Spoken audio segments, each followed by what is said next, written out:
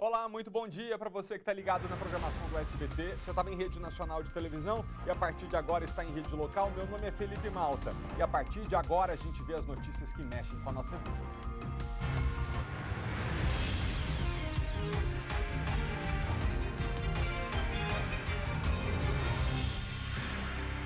Jornalismo responsável que não perde o otimismo e volta em instantes. Estamos de volta a 11 horas e 43 minutos ao vivo com uma história muito delicada.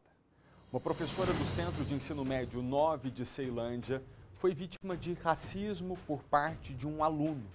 Esse estudante entregou para a professora, que é uma mulher negra, um pacote de esponja de aço, né? Todo mundo conhece pela marca do Bombril. Isso aconteceu no dia 8 de março, Dia Internacional da Mulher. Esse vídeo viralizou nas redes sociais e a gente vai assistir isso agora para depois entender o que está acontecendo. Pode rodar. Gente,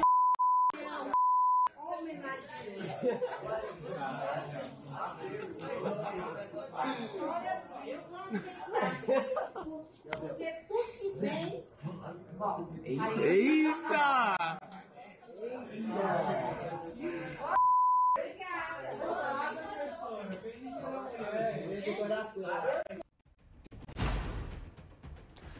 Sobre esse assunto a gente vai falar ao vivo com a repórter Kátia Gomes, que já está com a gente aqui posicionada. Kátia, eu achei uma brincadeira se pode chamar de brincadeira, porque está beirando o crime, né? Mas bastante mau gosto. Quais são os detalhes que você tem para compartilhar com a gente?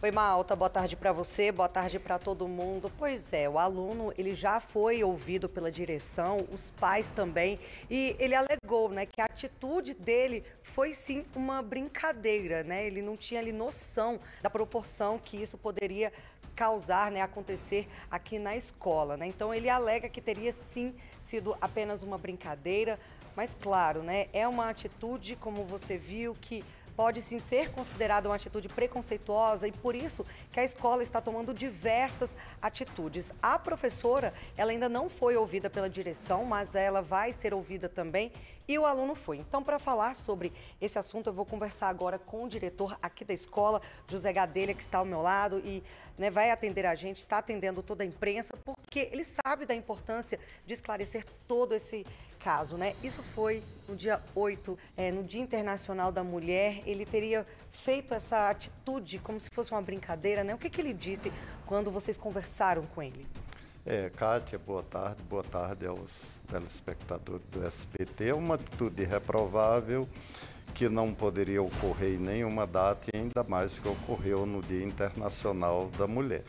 O aluno relata, na verdade, o que de fato nós tomamos conhecimento. Ontem, um grupo de alunas e de alunos vieram à direção e relatar-nos essa situação. E mostrando os prints, mostrando esse vídeo. Segundo consta, o aluno teria liberdade de brincar com a professora. Mas é sempre o que a gente orienta. O aluno é aluno, o professor é professor. É preciso que haja um respeito à autoridade pedagógica e, muitas vezes, atitudes que não são reprováveis lá fora, dentro do ambiente escolar é reprovável, porque é papel da escola pública fazer a separação entre o que é privado e entre o que é público, no ambiente escolar, num ambiente orientado pela Secretaria de Estado de Educação.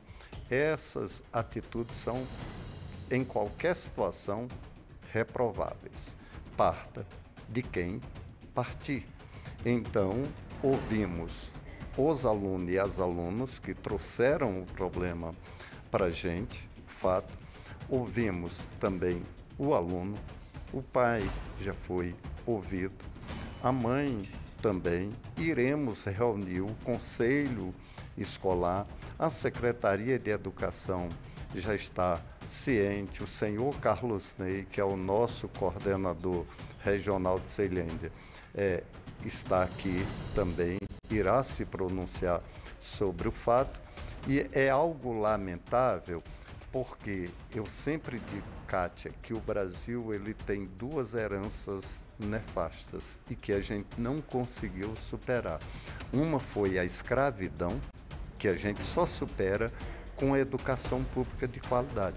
E a outra é a educação pública de qualidade que a gente faz, que a gente busca e que o Distrito Federal, por ter uma renda substancial, por ter investimentos maiores, a gente tenta superar. Mas o racismo, ele está sempre ali, pertinente, nos incomodando, porque é uma herança. Qualquer pessoa que se der o trabalho de ler os nossos clássicos, como Jacob Gorende, Gilberto Freire, ler os recentes aí, como Gessé Souza e os grandes estudiosos, irão perceber que isso são coisas que estão recorrentes no dia a dia, mas para se construir uma sociedade democrática, solidária, de respeito de valores para com a mulher, para com o ser humano, precisamos superar isso, mas só supera muito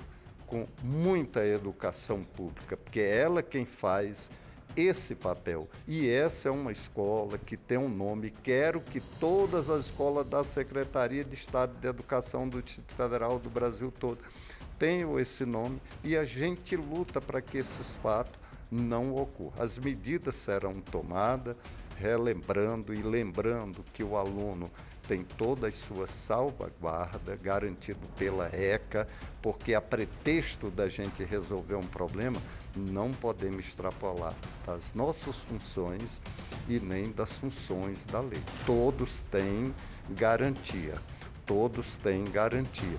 E aí nós sempre recomendamos para que isso não ocorra em nenhuma escola. Estamos passando por isso que nós recebemos toda a imprensa, porque a imprensa a gente recebe, a gente mostra e depois faço até um convite também para vocês mostrarem o que tem de ato bom nas escolas, nessa escola que recebeu já várias premiações, que aprova muitos e muitos alunos, a exemplo de outras. Entretanto, esse fato não justifica. Nós lidamos com quase 1.400 alunos e ali naquele meio um aluno faz um tipo de algo que eu considero abominável nos dias atuais, como sempre foi, mas a sociedade brasileira, no grosso modo, fora do ambiente escolar, é muito leniente com isso, é muito conivente, e aí a gente precisa entrar com essas ações corretivas, então, e garanto também para vocês que a imprensa tem um imenso papel, não apenas de mostrar isso, mas de chamar a sociedade também à correção. Exatamente. Obrigada, diretor, pelas suas palavras e fica de alerta, né? Esse caso aí serve também como exemplo para que outros alunos não tomem a mesma atitude. Inclusive, o diretor do Simpro, Samuel Fernandes, encaminhou um vídeo, né, repudiando essa atitude. Vamos ver o vídeo agora. É lamentável um episódio como esse contra uma professora em pleno exercício de sua profissão dentro de sala de aula. Precisa ser apurado no rigor da lei. É apenas mais um exemplo de como os professores muitas vezes são tratados em sala de aula. Os professores precisam ser valorizados. Os professores merecem respeito. Vamos realmente, como o seu Zé Gadelha, diretor da escola, acabou de dizer, colocar as coisas em perspectiva. O aluno alega que foi uma brincadeira, evidentemente foi uma brincadeira de muito mau gosto, desrespeitosa com essa professora, e eu espero que ele possa repensar isso, né? Está em tempo de repensar suas atitudes, com a família ali presente, pode se tornar um cidadão maravilhoso que vai contribuir para toda a sociedade, mas é importante que esse caso aqui venha à tona para a gente poder dizer que um negócio desse não se faz. Já já a gente vai até entender por quê, mas eu volto com a Kátia Gomes porque a gente tem mais um entrevistado para conversar com a gente. Queria dizer, Kátia, para depois você avisar aí o diretor, que está feita a demanda demanda e que nós vamos atender. A equipe do SBT se compromete a voltar aí na escola nas próximas semanas para poder trazer uma reportagem e mostrar os bons projetos da escola, as premiações, as boas histórias, porque é verdade, estamos trazendo esse caso aqui, jamais com a intenção de esculachar uma escola da rede pública, não, é para que sirva de alerta para o nosso público, mas também nós somos muito ponderados e a gente quer mostrar o que a rede pública tem de bom a oferecer, até para valorizar essa classe profissional que é a dos professores que fazem, né, das tripas coração para poder formar nossa próxima geração de brasileiros, merecem ser valorizados. Nós vamos voltar nessa escola para mostrar o que tem de bom. Hoje estamos mostrando um caso que não é muito agradável, mas que precisa ser colocado aqui no ar para que a gente possa refletir. É com você, Kátia. Sim, Malta, o diretor até comentou aqui com a gente que muitos alunos já foram aprovados na UNB, ou seja, né, a escola tem projetos importantes, foi uma atitude realmente isolada. Inclusive, eu apurei que esse aluno que teve essa atitude, ele é um aluno bom, né? Então, ele é um aluno que não dá problema aqui na escola, realmente foi uma atitude infeliz. Eu vou conversar agora, Malta, com o coordenador da Regional de Ensino de Ceilândia, Carlos Ney Menezes Cavalcante, que está aqui ao meu lado. Muito obrigado pela sua participação. Como o diretor disse, né, as providências estão sendo adotadas, a Secretaria de Educação, inclusive, já se manifestou também, dizendo que atitudes, né, serão adotadas. O que vocês pretendem fazer em relação a esse aluno? Bom dia, é um prazer estar falando com vocês. Primeiramente, deixar muito claro que a gente é contra qualquer tipo de preconceito dentro das nossas unidades de ensino. Além do trabalho, o excelente trabalho que é desenvolvido pela direção da escola, nós temos as nossas equipes pedagógicas, formadas por orientadores, pedagogos, psicólogos, que nós vamos colocar aqui dentro da escola para ajudar a fazer projetos e elaborar ações que possam sensibilizar os nossos alunos com essa temática, né? Então, isso é importante, a educação é um passo fundamental para que a gente diminua esses fatos. Realmente foi um fato não comum nessa escola, é uma excelente escola, a sua direção, toda a sua equipe pedagógica são muito fortes e os exemplos já foram dados pelo diretor Gadelha com relação ao seu desempenho, tanto educacional como também nas instâncias fora do ambiente escolar. Agora, como ele disse, né, a professora vai ser ouvida, né, para saber a versão dela de tudo que aconteceu. Isso é o fundamental. Nós temos que garantir o direito de resposta de todos, né? Todos precisam ser ouvidos, tudo isso está sendo devidamente registrado pela direção da escola, tá? E, principalmente, buscar uma ação pedagógica, educacional, para sensibilizar toda a comunidade dessa escola para que isso não venha mais acontecer. Não só nessa escola, como em todas as escolas da CRE, da Coordenação Regional de Ensino. Ceilândia, Sol Nascente e Pôr do Sol. Tá certo, então, coordenador, muito obrigado pelas suas informações. E, Malta, o delegado, né, da Delegacia da Criança e do Adolescente, a DCA-2, disse que também está apurando o caso e que vai ouvir tanto o adolescente de 17 anos quanto também a professora. Eu volto com você. Tá bom, tá bom. Muito obrigado. Obviamente que eu acho que isso tem que ser tratado na medida da perspectiva do que aconteceu, né? Nós temos um sério problema hoje no Brasil com a realidade de adolescentes infratores e, embora a atitude desse rapaz, né, beire um ato análogo, né, ao racismo, é importante colocar as coisas ali em perspectiva, porque se trata de um adolescente, uma pessoa em formação. Como disse o diretor da escola, o remédio não pode ser em exagero, porque senão vira veneno, faz mais mal do que bem, né? Aqui a nossa intenção é conversar, inclusive continuando a conversa, infelizmente a gente tem mostrado aqui no jornal muitos casos como esse. E para falar sobre esse assunto, a gente convidou a pesquisadora e consultora em gênero e raça, Kelly Quirino. Kelly, boa tarde, bem-vinda de volta ao SBT. Fica claro que além do ato do racismo em si, né, Kelly, tem um negócio ali de machismo, né? Porque o adolescente dá um pedaço de bombril para a professora que é negra no Dia Internacional da Mulher, levando a entender que o lugar dela seria lavando louça, não ali numa posição de autoridade dentro da sala. Então é importante a gente deixar claro, em primeiro lugar, que o lugar de mulher é onde ela quiser e também que o respeito à mulher também precisa ser ensinado e reforçado desde a infância e adolescência. Eu acho que é conversando sobre esse assunto que a gente constrói a possibilidade de uma próxima geração mais respeitosa. Boa tarde para você. Boa tarde, Felipe. Boa tarde aos telespectadores do SBT que estão acompanhando a gente aqui. É exatamente o que você falou, né? É muito simbólico no Dia Internacional da Mulher, esse aluno, pelo que eu estou acompanhando, um bom aluno, ao prestigiar, ao homenagear essa professora, ele dá um bombril, né? Então, o que está por trás, né? Que é a questão simbólica, a gente precisa falar o que está atrás do símbolo, né? Que é isso, que é aquela mulher não é vista como uma professora simbolicamente.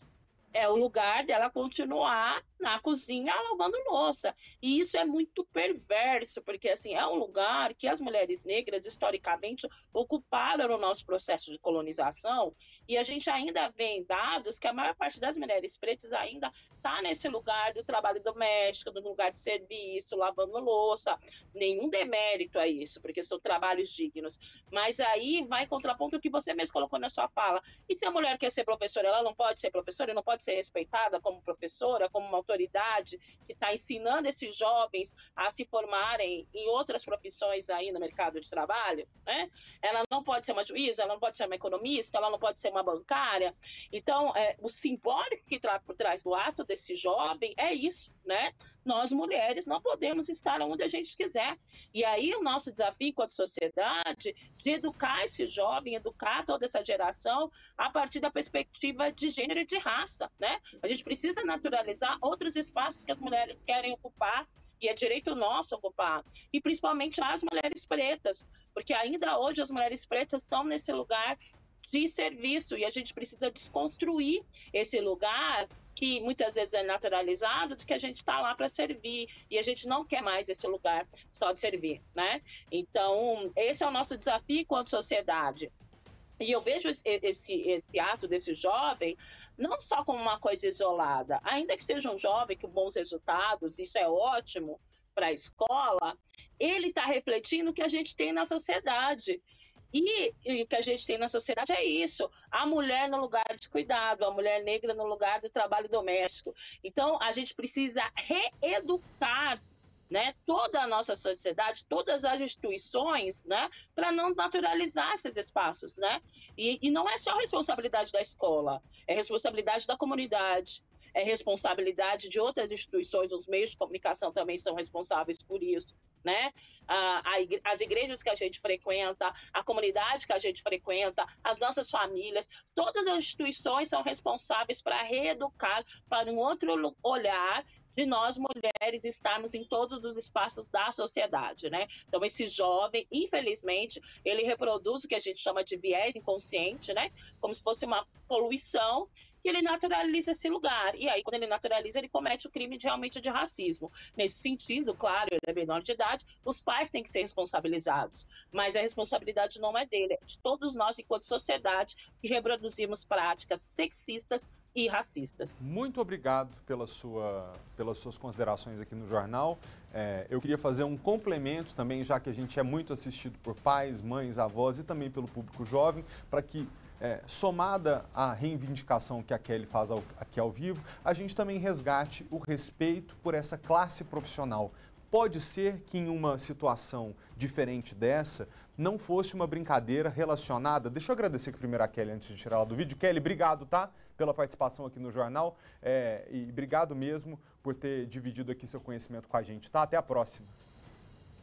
Obrigada. Obrigado. O que eu estava dizendo, gente, é que poderia ter sido uma brincadeira não relacionada nem a uma questão racial e nem a uma questão de gênero, como foi. Mas poderia ter sido uma outra desrespeitosa também, né? E professor tem que ter respeito. Então, cabe aos pais e mães conversar com seus filhos e dizer, olha, meu filho, assim como aqui dentro de casa, eu sou seu pai, aqui está sua mãe e aqui você nos respeita, quando você entra na sala de aula, a autoridade ali é o professor. E é importante que você o respeite. A gente entender que em determinados lugares há pessoas que são colocadas num cargo de autoridade porque merecem, porque precisam, porque assim é importante. E a gente tem vivido uma geração de jovens muito desrespeitosos, né, com os professores. Então, que a gente resgate esse respeito por essa classe profissional, né, que é a mais importante de todas.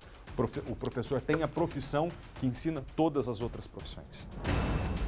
12:02, ontem a gente mostrou aqui o caso do policial militar que trocou socos com um motoboy lá em Vicente Pires, vocês viram, as imagens da briga viralizaram nas redes sociais e hoje a gente volta nesse tema porque nós temos algumas novidades, inclusive foram divulgadas outras imagens que mostram o momento em que toda a confusão aconteceu. Quem fala com a gente sobre esse assunto é o repórter Márcio Fontinelli. Márcio, boa tarde para você, quais são as novidades que você tem, amigo? Oi, Malta. Boa tarde para você, boa tarde a todos que acompanham o SBT Brasília. Malta, de acordo com as imagens que a gente recebeu no SBT Brasília, dá para entender então exatamente como começou toda essa confusão. E ali dá para ver que, ao contrário do que disse o policial militar no boletim de ocorrência que ele fez, o primeiro soco partiu dele, pelo menos é o que parece ali nas imagens. Eu estou ao lado do doutor Daniel, que é advogado do Cleiton. Cleiton também está aqui com a gente, que é a vítima desse caso. E a gente vai entender agora como é que vai ficar a situação. Doutor, obrigado pela sua participação. Como é que fica agora? Como é que o caso vai ser tratado? Márcio, primeiramente, esse caso ele começou ali na 38ª Delegacia de Polícia Civil da Vicente Pires. Ontem a gente despachou com o doutor Ataliba e ele informou para a gente que seria apurado todos os crimes, né? A ocorrência policial demorou de ontem para hoje para sair. Quando ela saiu hoje, a gente se deparou com 4 crimes possíveis, né? Que eram possíveis, mas que agora são reais, já está na ocorrência policial. Foi lavrado o TCO. Esses crimes são crimes contra a honra e contra a vida. E também o crime de dano patrimonial, patrimonial do seu Cleiton. Esses crimes, normalmente eles têm uma pena, os crimes contra a honra e contra a vida, de 1 mês a 6 meses, e eles vão se somar. Somado ao crime do dano patrimonial, vai passar de 2 anos. O que isso significa? Que possivelmente vai para uma vara penal comum aqui no Distrito Federal, onde que o policial militar agora vai responder como réu. Inicialmente, como ele foi fazer a sua ocorrência ou lavrar o TCO, ele prestou o seu depoimento. Porém, quando viu e constatou que nos vídeos a possibilidade mesmo que teria dos crimes seria que o seu Cleiton seria a vítima e não o agressor. Então o que vai acontecer agora daqui para frente? Instaura-se o inquérito policial, aguarda-se uma manifestação do Ministério Público e esses crimes também vale ressaltar que eles cabem não só a pena de detenção como multa também. Agora, para falar da conduta do policial, é inadmissível um policial do alto escalão agir dessa forma, com a formação que ele tem, onde ele trabalhou, onde ele trabalha. Então, também vale frisar que ele estava à paisano, né? Ele estava saindo do condomínio e as imagens estão aí para todo mundo ver. Então, o que foi que aconteceu mesmo? É o que está na imagem, são esses 4 crimes mesmo. Saindo daqui, a gente vai para a Corregedoria da Polícia Militar. A gente vai agora levar todos esses fatos agora ao conhecimento das autoridades, da Polícia Militar, e será apurado da melhor forma possível. A gente acredita na justiça, a gente acredita que o seu Cleiton prestou a sua versão e a gente acredita que o cliente está falando a verdade. E para a gente ter uma ideia mais ou menos do que será o processo, será esses 4 crimes mesmo. Obrigado, doutor. Malta, eu estou do lado aqui do Cleiton. A gente está em frente à DPE, Delegacia de Polícia Especializada, que a moto foi trazida para cá para ser feita uma perícia. O Cleiton está segurando aqui a perícia. Cleiton, para a gente voltar um pouquinho, para a gente entender. Agora a gente tem a imagem do circuito interno ali do condomínio. O que foi falado naquele primeiro momento ali? Quando você vai sair com a moto, ele encosta o carro na sua moto. Como é que é aquela primeira conversa? Assim, boa tarde a todos. Então, eu fiquei até surpreso porque ele não falou nada. Quando ele estava dentro do carro, ele não falou nada. Nem olhou pro meu rosto. Quem falou, na verdade, foi a esposa dele. Que a esposa dele falou, por favor, nem falou por favor, falou, a preferência é de quem sai do condomínio. Eu falei, beleza, mas vocês tinham que ter avisado, né? Que eu sairia com a moto, né? Sairia e vocês passariam com a moto. Não precisava bater na minha moto. Falei só isso. E nisso ele calado, todo momento calado. Ele só foi falar alguma coisa, como vocês viram no vídeo, quando ele encostou do lado da minha moto e abriu a porta. Que me chamou de folgado, né? Me chamou de folgado e não era assim que falava com a mulher dele. Até então eu não falei nada demais com a mulher dele.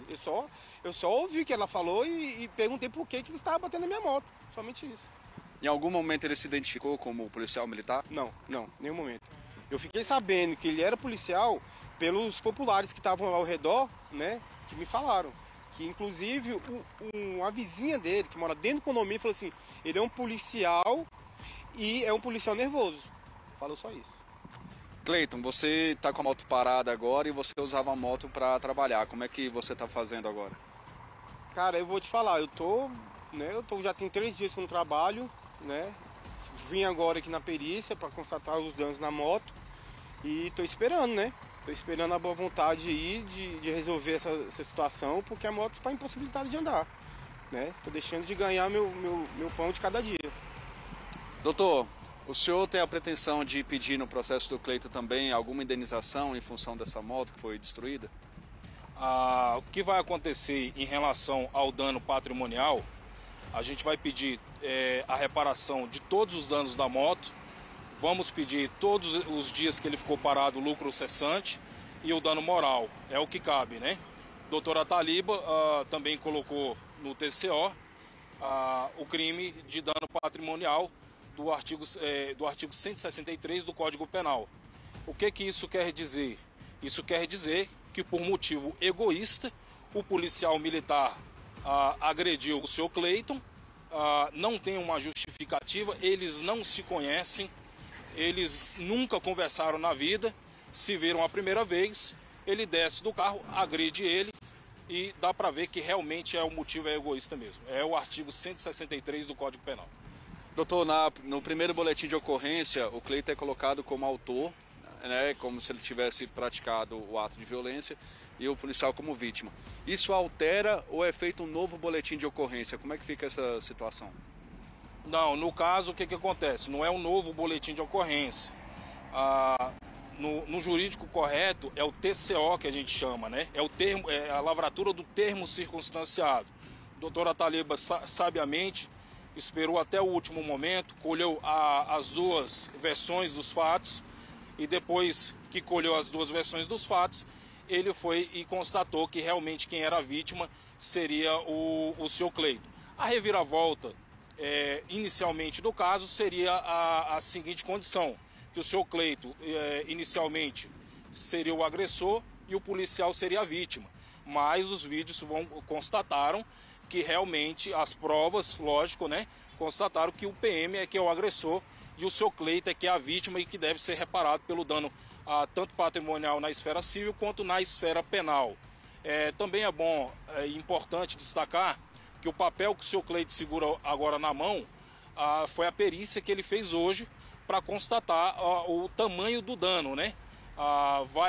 Esse dano, essa perícia é enviado para a 38ª Delegacia de Polícia Civil lá na Vicente Pires e depois a gente consegue pegar esse laudo da perícia, fazer uns 3 orçamentos para saber o valor real do dano. Perfeito. Doutor Daniel, obrigado pela participação do senhor, Cleiton também. Cleiton, obrigado pela sua vinda aqui. Malta, eu volto com você. Muito obrigado, Márcio, pelas informações. Agradeço aos nossos entrevistados pela presença. Atenção, você que vai sair de casa, bom levar a guarda-chuva, tá? A previsão do tempo para hoje é de pancadas de chuvas com raios e trovoadas. Os detalhes, já começou, já tá chovendo lá fora, parece? É o que o pessoal tá me avisando. Álvaro Couto, boa tarde para você. Boa tarde, Malta. Boa tarde a todos que nos acompanham. A gente está preparado aqui, ó. Já trouxemos o nosso guarda-chuva, porque já estamos sentindo alguns pingos de gotas caírem do céu, né? Tá garoando de leves por aqui. Eu tenho até que tomar cuidado com esse guarda-chuva, porque ele também é quase um para-raio, né? Ele não está nas melhores condições, mas para mostrar que o repórter tem que estar sempre preparado, né, Malta, para chuvas e trovoadas. E a gente vai aproveitar que não está chovendo agora, né? A previsão do tempo para hoje é de que chova. O dia amanheceu bem nublado, foi difícil sair da cama, mas os boletos são ótimos motivacionais para isso. A previsão do tempo, como eu estava dizendo, é de mínima de 19 graus e máxima de 28, não passa dos 28 graus. A gente está vendo também, sentindo aqui uma leve brisa, mas a velocidade dos ventos, apesar dessas chuvas e trovoadas que devem cair no final da tarde, não deve passar dos 40 km por hora, o que não é uma velocidade muito alta. A gente está aqui no Instituto Nacional de Meteorologia, aqui no Sudoeste. A temperatura está em torno dos 23 graus, apesar de que com esse ventinho, com essa brisa, parece estar um pouquinho menos, a gente dá até uma tremidinha de frio. E estamos aqui também com a Andréia Ramos, a meteorologista do IMET, que vai falar com a gente o porquê dessas chuvas, o que está acontecendo no clima, para também alertar a nossa população. Andréia, muito boa tarde para você, obrigado por nos receber. Então, o que está acontecendo no clima, né, nesse momento, na estratosfera, para que aconteçam essas chuvas e para que a gente sinta esse friozinho? Sim, boa tarde, Álvaro, boa tarde também a Malta e todos aqueles que estão acompanhando o SBT Brasília. De fato, muita chuva, a gente está com previsões de muita chuva, tende aí a ficar o céu com muitas nuvens, com período nublado, e essa é essa a questão mesmo, Álvaro. Nós estamos no verão, o verão tem essa característica, muitas nuvens no céu, com bastante nebulosidade variando, períodos até nublado, e com as chuvas em forma às vezes fraca, moderada e em alguns momentos forte. E quando ela vem forte, vem com trovoadas e também rajadas de vento. Também não deve ultrapassar, como você bem colocou, os 40 quilômetros, mas ainda assim as pessoas vão sentir um pouquinho mais de frio em função da sensação térmica, né? Porque quando você tem temperatura, umidade e vento, a temperatura do corpo até diminui um pouco mais quando você tem a temperatura registrada nos termômetros. Perfeito. E o que as pessoas devem fazer para, se caso forem pegas de surpresa, para se prevenir? O que elas devem fazer? Olha, evitar sair sem o guarda-chuva, como você bem está, uma capa de chuva também, e evitar esses momentos assim que a chuva está mais forte, principalmente à tarde, noite. Se tiver que fazer alguma coisa, faça pela parte da manhã, ou mesmo se quiser pegar uma chuvinha, vai, que tem gente que gosta de correr na chuva, então faça, mas com todos os cuidados, porque realmente a gente está no período dela, a previsão ainda no decorrer da semana ainda é com chuvas, com esse tempo aí, assim, para o meteorologista é muito bom, que o meteorologista gosta de chuva, então nós temos bastante nebulosidade e no decorrer da semana vai ficar assim, Álvaro. E também a gente tem que lembrar que a gente passa um período muito longo de estiagem, né? Às vezes ultrapassando 120 dias. Até quando dura esse período? Ou seja, quando que as águas de março vêm fechar o verão? Exatamente, como diz a música. Bom, a gente tem o verão até dia 20 de março, então até para a semana ainda estamos no verão, e aí começa o outono. O outono, Álvaro, ele é uma estação, ele não tem personalidade forte, ou seja, ele é uma estação de transição. Ele vai pegar as características do verão, que ainda é de chuva, e já vai caminhar para o inverno, que é seco e frio, né? A gente tem essa característica no inverno. O inverno e verão são estações mais definidas. Enquanto que o verão é chuvoso, o inverno ele é mais seco. Então isso significa o quê? Que mesmo nós mudando de estação, a gente ainda vai estar com essa continuidade de chuvas, pelo menos até final de março. Já em abril até diminui, porque em março a gente espera de climatologia 226, é a média climatológica do mês. Já abril ainda chove, que fica em torno de 145, e maio já vai para 24,9. Então você vê que tem aí esse declínio de chuvas. Então, pelo menos até abril a gente espera chuvas, sim, e maio que realmente começa esse período de estiagem, que é mais frio e mais seco. Perfeito. Então a gente devolve agora aí para o calor, para o seco e sem vento do estúdio, Malta. Tá calor não, querido. O ar-condicionado aqui tá frio aqui também. Obrigado, Álvaro, pelas informações. Para você de casa ficou o recado, hein? Semana chuvosa, hoje especialmente previsão de chuva e trovoada, tá bom? Bom para levar o guarda-chuva, também para fechar a janela de casa, tirar as roupas do varal, porque vai chover. Pessoal, assunto seríssimo agora. Uma mãe acredita que o filho com síndrome de Down morreu porque não teria recebido atendimento adequado na unidade de pronto atendimento do setor O. Ela diz que o rapaz, de 30 anos de idade, teve alta, mas ainda estava passando mal. Estava com sintomas de uma pneumonia que havia sido diagnosticada, no mês passado. O jovem também era diabético e ficou se debatendo no chão da UPA depois de ser liberado. A gente tem um vídeo mostrando esse momento e a gente vai ver juntos. Não sai. Ele não chegou assim. Meu filho não é desse jeito. Daqui eu não saio. Não sei, eu sei que ela tá pneumonia. Pelo que eu sei, o médico deu uma Porque na mulher é essa. Porque não dá um problema neurológico nele. Tá bom. Eu não vou saber que não vou. Ó, a mãe que está com um filho ali de 30 anos de idade na unidade de pronto atendimento, né? Tá passando mal. Se fosse meu filho, se fosse eu também me recusaria a sair dali, né, naquela situação. Ele tem uma condição diferente de saúde, a mãe volta para casa, né, fica até difícil de cuidar. Então a gente tem que ouvir o que essa mãe tem a dizer. Inclusive, ela conversou com a nossa equipe. Márcio Fontinelli foi quem ouvi-la. Vamos ouvir. As imagens impressionam, né, Malta? Boa tarde para você, boa tarde a todos que acompanham o SBT Brasília. A saga da Dona Maria começou no dia 2 de março, quando o Arley passou mal. Ele estava com muita febre, ele é diabético, ela tentou medicar ele em casa, mas a febre não passou. Então, ela o levou até a unidade de saúde de Taguatinga para ele ser atendido, a UBS, Unidade de Saúde Básica de Taguatinga. Lá ele foi bem atendido, segundo a Dona Maria, e ele foi pré-diagnosticado com pneumonia. Então, como eles não tinham como confirmar esse diagnóstico lá, eles encaminharam ele até a UPA de Vicente Pires. Lá a Dona Maria o levou também e lá ficou confirmado esse diagnóstico de pneumonia. Ele foi medicado, liberado, mas ele piorou, né, Dona Maria? E aí o que aconteceu? Na Vicente Pires? Isso. Ele foi medicado, passou o dia todinho tomando medicação lá, aí veio embora com a medicação prescrita pela médica para me continuar dando durante 7 dias. Caso ele não melhorasse, que era para me voltar. Aí, como eu dando a medicação, nada, não estava resolvendo, a glicemia só subindo, e eu não estava conseguindo controlar com a medicação, aí na quinta-feira, na quarta, ele deu uma convulsão de madrugada. Aí, quando foi na quinta-feira de manhã, minha menina ligou para o SAMU veio, constatou que ele não estava realmente bem. Aí, pegaram ele e levaram para a UPA do Setoró. Chegando lá, a enfermeira do SAMU relatou para o médico o que eu passei para ela. E só nesse relato dela, ele concluiu que ele tinha pneumonia, não passou exame, não fez exame nenhum. O único exame que ele fez foi o de sangue, mais nada.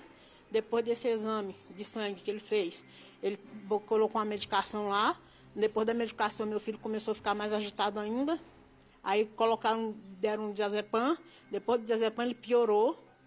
Aí ele falou que, como ele já tinha tomado a medicação, que era para vir embora, que ele já estava liberado, que o quadro dele é só de pneumonia. Aí eu saí para vir embora. Aí eu chamei o carro do aplicativo para vir embora, só que eu não consegui colocar ele dentro do carro, porque ele estava pior. Aí eu pedi ajuda para os guardas para me ajudar a colocar dentro do carro. Ele falou que não podia. Um disse que não podia porque a empresa não permitia, o outro disse que é porque estava armado. Aí até a moça do aplicativo falou, gente, alguém tem que ajudar ela, que esse menino não está em condição. Aí tinha um carro do SAMU lá fora, aí ele falou, você quer entrar lá para dentro? Eu falei, não, moça, eu quero entrar para o carro para me ir embora. Só que eles também perceberam que não dava, não tinha condição de eu trazer meu filho do jeito que ele estava. Aí eu voltei para dentro, falei para o médico, meu filho não está bem, meu filho não é assim. Aí lá ele está assim, é o efeito do remédio. Eu falei, que efeito? Ele está sonolento. Eu falei, ele não está sonolento, meu filho não está sonolento, meu filho não está dormindo. Onde é que uma pessoa sonolenta vai ficar desse jeito? Nunca. Aí ele falou, mas você pode ir embora, você está com a orientação médica, pode ir embora. Eu falei, eu não tenho condição de levar meu filho de ônibus para essa UPA, que o senhor está falando que eu tenho que ir durante 7 dias. Não tenho condição. Como é que eu vou sair daqui com esse menino assim? Mas ele está de alta, insistindo que ele estava de alta. Aí eu falei, eu não vou sair daqui. Aí ele falou, aí eu sentei lá, ele mandou ir para a sala verde. Fui para a sala verde, cheguei lá, eu falei, mas eu vou fazer o que aqui? Que ele não falou o que era para fazer aqui. Aí eu fui, chamei a enfermeira, falei, enfermeira, meu menino está assim, assim, assim. Aí ela foi lá no médico, aí ele mandou furar o dedo, a glicemia continuou alta. Aí só aplicou uma dose lá de insulina, que eu não vi qual foi a quantidade, a unidade que eles aplicou. Aí depois ele piorou mais ainda. Ele começou a se bater na cadeira de roda, ele se jogou de uma vez, bateu a cabeça, criou um coágulo e ninguém fez nada.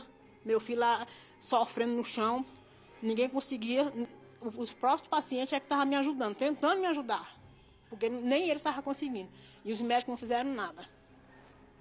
Aí ele voltou e foi lá e falou para mim, ele vai ficar em observação 24 horas. Aí eu falei, mas ele vai... Aí eu falei, então tá bom. Aí eu continuei na cadeira de rodas, esperando que alguém fosse pegar ele para levar para a sala, né? Para botar ele no conforto. Só que ele ficou lá sentado, se debatendo. Aí eu fui lá dentro e falei, moça, o médico falou que ele vai ficar em observação 24 horas. Ele vai ficar nessa cadeira de roda, não tem condição do jeito que ele está. Aí ela, não, só estamos esperando sair uma vaga. Aí arrumaram lá a vaga, colocaram ele. Aí ele começou a ficar lá do jeito que vocês viram lá no vídeo, ele meio abobaiado. Aí eu falei, meu filho, não é assim, não tem condição. Aí foi na hora que ele, de uma vez, ele surtou, se jogou no chão, saiu se arrastando, procurando aonde se apoiar. Só que ele não estava achando o apoio. E eu tentando, mas também não estava conseguindo. Aí foi que eles entraram, tudo de uma vez. Aí a moça entrou e já falou, você está de alta e seu filho não tem nada, o único problema dele é pneumonia, então você pode pegar ele embora. Eu falei, meu Deus do céu, como é que eu vou sair daqui que se me dessa condição? Não tem condição de eu sair daqui. Aí ela falou assim, mas ele está de alta, ele não pode ficar aqui. Você quer que a gente chame uma ambulância para te levar em casa? Eu falei, eu não quero que chame uma ambulância não, eu quero tratar do meu filho, cuida do meu filho. Aí ela falou assim, mas ele está de alta, o médico mandou embora, você vai sair daqui agora. Eu falei, não vou sair. Você chama a polícia, você chama a segurança, chama quem vocês quiserem, mas daqui eu não saio. E chama a polícia que é bom que vai todo mundo preso. Eu falei. Aí ela pegou e falou, mas você tem que sair. Eu falei, eu não vou sair. Aí chamou lá um pessoal lá com a maca, botaram o colchão no chão, pegaram ele para colocar na maca para botar para fora.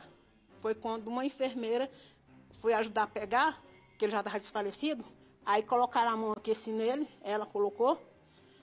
Aí eu só vi na hora que ela fez uma cara de assustada e fez assim com um gesto, que era para correr. Aí já correram com ele para a sala vermelha. Isso foi umas 2 e pouco, quando ele foi para a sala vermelha. E ele já estava se debatendo desde as 10 e pouco da manhã. E eles não fizeram nada, ninguém chegou perto dele. Aí levaram para a sala vermelha. Na sala vermelha, eu vim ver ele, já era quase 7 horas, 8 horas da noite, que eu nem lembro de hora. Que justo essa que falou que era para me sair lá de dentro, quando ela foi lá na sala vermelha levar ele, ela voltou e perguntou se eu era cristã. Aí eu falei, ué, por quê? Aí ela falou, então você é hora. Aí eu perguntei, por quê? Meu filho está morto? Ela falou, não, mas o médico vem falar com você. Aí esse médico vem falar comigo, foi passando, foi a hora que ele me chamou, já era quase 8 horas da noite. Aí ele me chamou lá, conversou, falou o estado que chegou lá dentro da sala vermelha, perguntou como é que foi lá fora. Aí eu falei, expliquei para ele, ele falou, pois ele já chegou aqui já chegou com... Já não tinha mais, o cérebro dele já não estava mais funcionando. E ele teve 2 paradas cardíacas, uma de meia hora e uma de 12 minutos. Aí ele falou que ele estava sedado, mas não estava correspondendo. E pegou e falou para me aguardar lá fora, que depois ia me chamar para me ver ele. Aí ele me chamou para ver ele, já era quase umas 8h30, mais ou menos. Aí eu entrei lá na sala vermelha, vi meu filho lá do estado que ele estava, que ainda perguntei para ele, meu filho já está morto, né, doutor? Aí ele, não está não. A gente está conseguindo uma UTI para ele, e assim que a gente conseguir a UTI, a gente liga para a senhora pode ir embora para casa. Quando a gente conseguir a UTI, a gente liga para a senhora vir para cá, para acompanhar ele para o hospital que mandarem. Aí eu vim embora. Nisso que eu saí, outro médico foi atrás de mim, que eu estava com a minha cunhada foi para lá para ficar comigo. Aí no que eu estava saindo para fora, o outro médico foi, me chamou e perguntou se uma de nós 2 podia ficar lá. Aí eu falei, ué, mas como assim? O médico falou que é para a gente ir embora, que ele vai ligar? Aí ele falou, não, mas fica uma de vocês 2 aqui. Aí minha cunhada falou, não, a gente mora aqui perto, a gente vai embora e na hora que ele ligar, uma de nós 2 vem. Aí eu vim para casa. Quando eu cheguei aqui em casa, eram umas 9 horas, sei lá. Moça, eu tô perdido no horário. Aí ele pegou, disse que ia ligar umas 9h30, 9h30. Para dar notícias. Para dar notícias, Só que deu 9 horas, deu 9h30, deu 9h40, deu 10 horas e nada. Aí quando eu tava tentando cochilar, que eu não tava conseguindo dormir, aí o celular tocou, atendi, era ele. Eram umas 11 horas. Ele ligou, dizendo que já tinha conseguido a UTI em Samambaia, que ele estava só esperando a ambulância chegar para remover ele para lá. Aí quando eu cheguei lá, a ambulância demorou uma meia hora para chegar. Aí levou para o hospital de Samambaia, para a UTI. Eu fiquei lá fora esperando o médico me chamar. Aí quando o médico me chamou lá dentro, aí eu vi meu filho lá no estado que ele estava, ele chegou lá, disse que já chegou lá com os rins parados, já estava fora da sedação, mas o cérebro não tinha voltado, ele continuava em coma. Aí ele falou para mim que ele já chegou lá com quadro de morte. Que ia tentar fazer o possível. Então ele já teria chegado ao hospital morto. Foi o que ele falou para mim, ele já chegou lá com quadro de morte. Que ia tentar fazer alguma coisa, mas me garantiu que meu filho não ia passar daquele dia. Aí eu vim embora para casa, cheguei aqui em casa umas 2 e pouco. Aí quando foi 7h30, 7 e pouco, ele ligou, dizendo que era pra gente ir para lá. Aí quando eu cheguei lá, eu fiquei lá fora esperando para ele me chamar, avisaram que eu já estava lá. Aí eu fui até lá, quando ele me chamou, cheguei lá dentro, ele já foi direto. Falou que meu filho já tinha falecido. Faleceu 5h40 da manhã. E eu vi meu filho morto. Eu entrei naquela UPA com meu filho falando, meu filho andando, e não fizeram nada pelo meu filho. Malta, a dona Maria é muito emocionada, muito nervosa, é claro. E uma coisa que chama atenção, Malta, é que no atestado de óbito do Arley está constando que ele tinha pneumonia e também, e foi colocado junto com esse laudo, de que ele tinha síndrome de Down, como se fosse uma das causas da morte. Eu estranhei, quando eu cheguei aqui, que eu fui ler o relatório lá do certidão de óbito, eu falei, mas como assim? Síndrome de Down? Desde quando síndrome de Down é doença? Aí eu não entendi. E ele também colocou no prontuário, que a gente foi pegar ontem, ele colocou lá como se meu filho tivesse problema neurológico. E meu filho não tinha problema neurológico. Ele não tinha. Por isso que eles queriam mandar ele para casa, porque do jeito que ele estava, agitado, eles falou que meu filho era louco, meu filho tinha problema de cabeça. Meu filho não tinha problema de cabeça. O único problema que meu filho tinha era a síndrome de Down. Meu filho era normal. A síndrome de Down dele tinha limitação, mas ele agiu como uma pessoa normal. Era normal.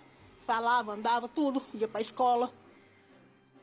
Malta, o que chama a atenção é que esse é o 3º caso de problemas com a saúde que a gente mostra aqui no SBT Brasília. O 3º caso.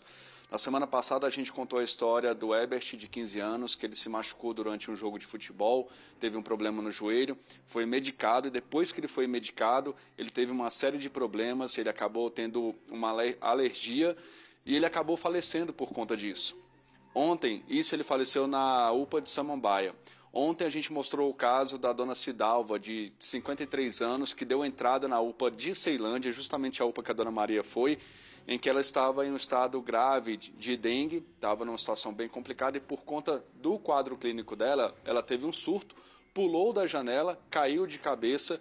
Naquele momento, a UPA informou para a família que era um corte pequeno, mas depois, muitas horas depois, ela foi levada para o hospital e descobriram que ela teve um traumatismo craniano. E ela está em estado gravíssimo. E agora o caso da dona Maria com o Arley. Em nota, o IGES, que é quem cuida, que é responsável por cuidar das UPAs do Distrito Federal, informou o que aconteceu, fez um relato do que aconteceu e no final disse que vai apurar o caso. A dona Maria registrou a ocorrência, né, dona Maria? Sim, eu registrei a ocorrência. Aí eu pergunto, esse IGES passou para a reportagem lá, que meu filho teve todo atendimento. Meu filho não teve esse atendimento que eles estão falando que teve, que ele não teve. Esse IGES, sei lá quem é, ele não estava lá, ele não viu a situação do meu filho. E eles botaram lá na reportagem lá que meu filho teve toda a atenção. Ele não teve atenção nenhuma, nenhuma. Isso eu aponto na cara do médico, de quem quiser. E os vídeos estão lá para provar que ele não teve atendimento de ninguém. Ninguém atendeu meu filho. Pois é, Malta. E aí eles informaram que vão investigar, abriram um sindicância para investigar o que aconteceu na UPA lá de Ceilândia. A dona Maria registrou o caso na 24ª Delegacia de Polícia por omissão de socorro, negligência, que também foram ocorrências registradas pelas outras famílias que eu citei agora há pouco, dos outros casos que a gente mostrou aqui também no SBT Brasília. Então, Malta, eu encerro a minha participação deixando uma pergunta. O que está acontecendo na saúde do DF? O que está acontecendo nas UPAs, em especial na UPA de Ceilândia? Dona Maria reclamou do atendimento, não foi bem atendida. A filha da dona Cidalva, que a gente entrevistou ontem, também reclamou do atendimento, também falou que não foi bem atendida. Então, o que está acontecendo? Uma pergunta aí que vai ficar no ar. Eu volto com você. Obrigado, Márcio. E a pergunta que ele faz é a razão da gente tratar desses casos aqui no jornal, dando voz a essas pessoas, porque eu queria só pontuar com relação ao que a dona Maria de Lourdes contou sobre o filho Arley de síndrome de Down. Evidentemente que a pessoa que tem essa condição da síndrome de Down chega aos 30 anos já com uma saúde um pouco mais debilitada do que uma pessoa com 30 anos de idade sem síndrome de Down. A imunidade, segundo os médicos, fica um pouco comprometida, ela já não tem a mesma resposta do organismo para doenças, né, oportunistas, por exemplo, uma gripe, um resfriado, que depois evolui para uma pneumonia. Então, a primeira pergunta a responder no caso da dona Maria de Lourdes é: eu quero saber por que ele teve alta se ele estava passando mal daquele jeito, né? Não é justo entregar para a mãe um filho de 30 anos de idade nessas condições, sem ela poder voltar para casa com a certeza de que ele está pelo menos melhorando. Porque a gente viu o registro ali na porta da UPA, né? Ele não estava com sinais de que estava melhorando. E aí convencer a mãe de que o filho está em alta daquele jeito fica muito, muito difícil. Que seja mais um caso que leve as autoridades a investigar o que está acontecendo para que a gente possa não ter que ir atrás de outra mãe contando a mesma tragédia.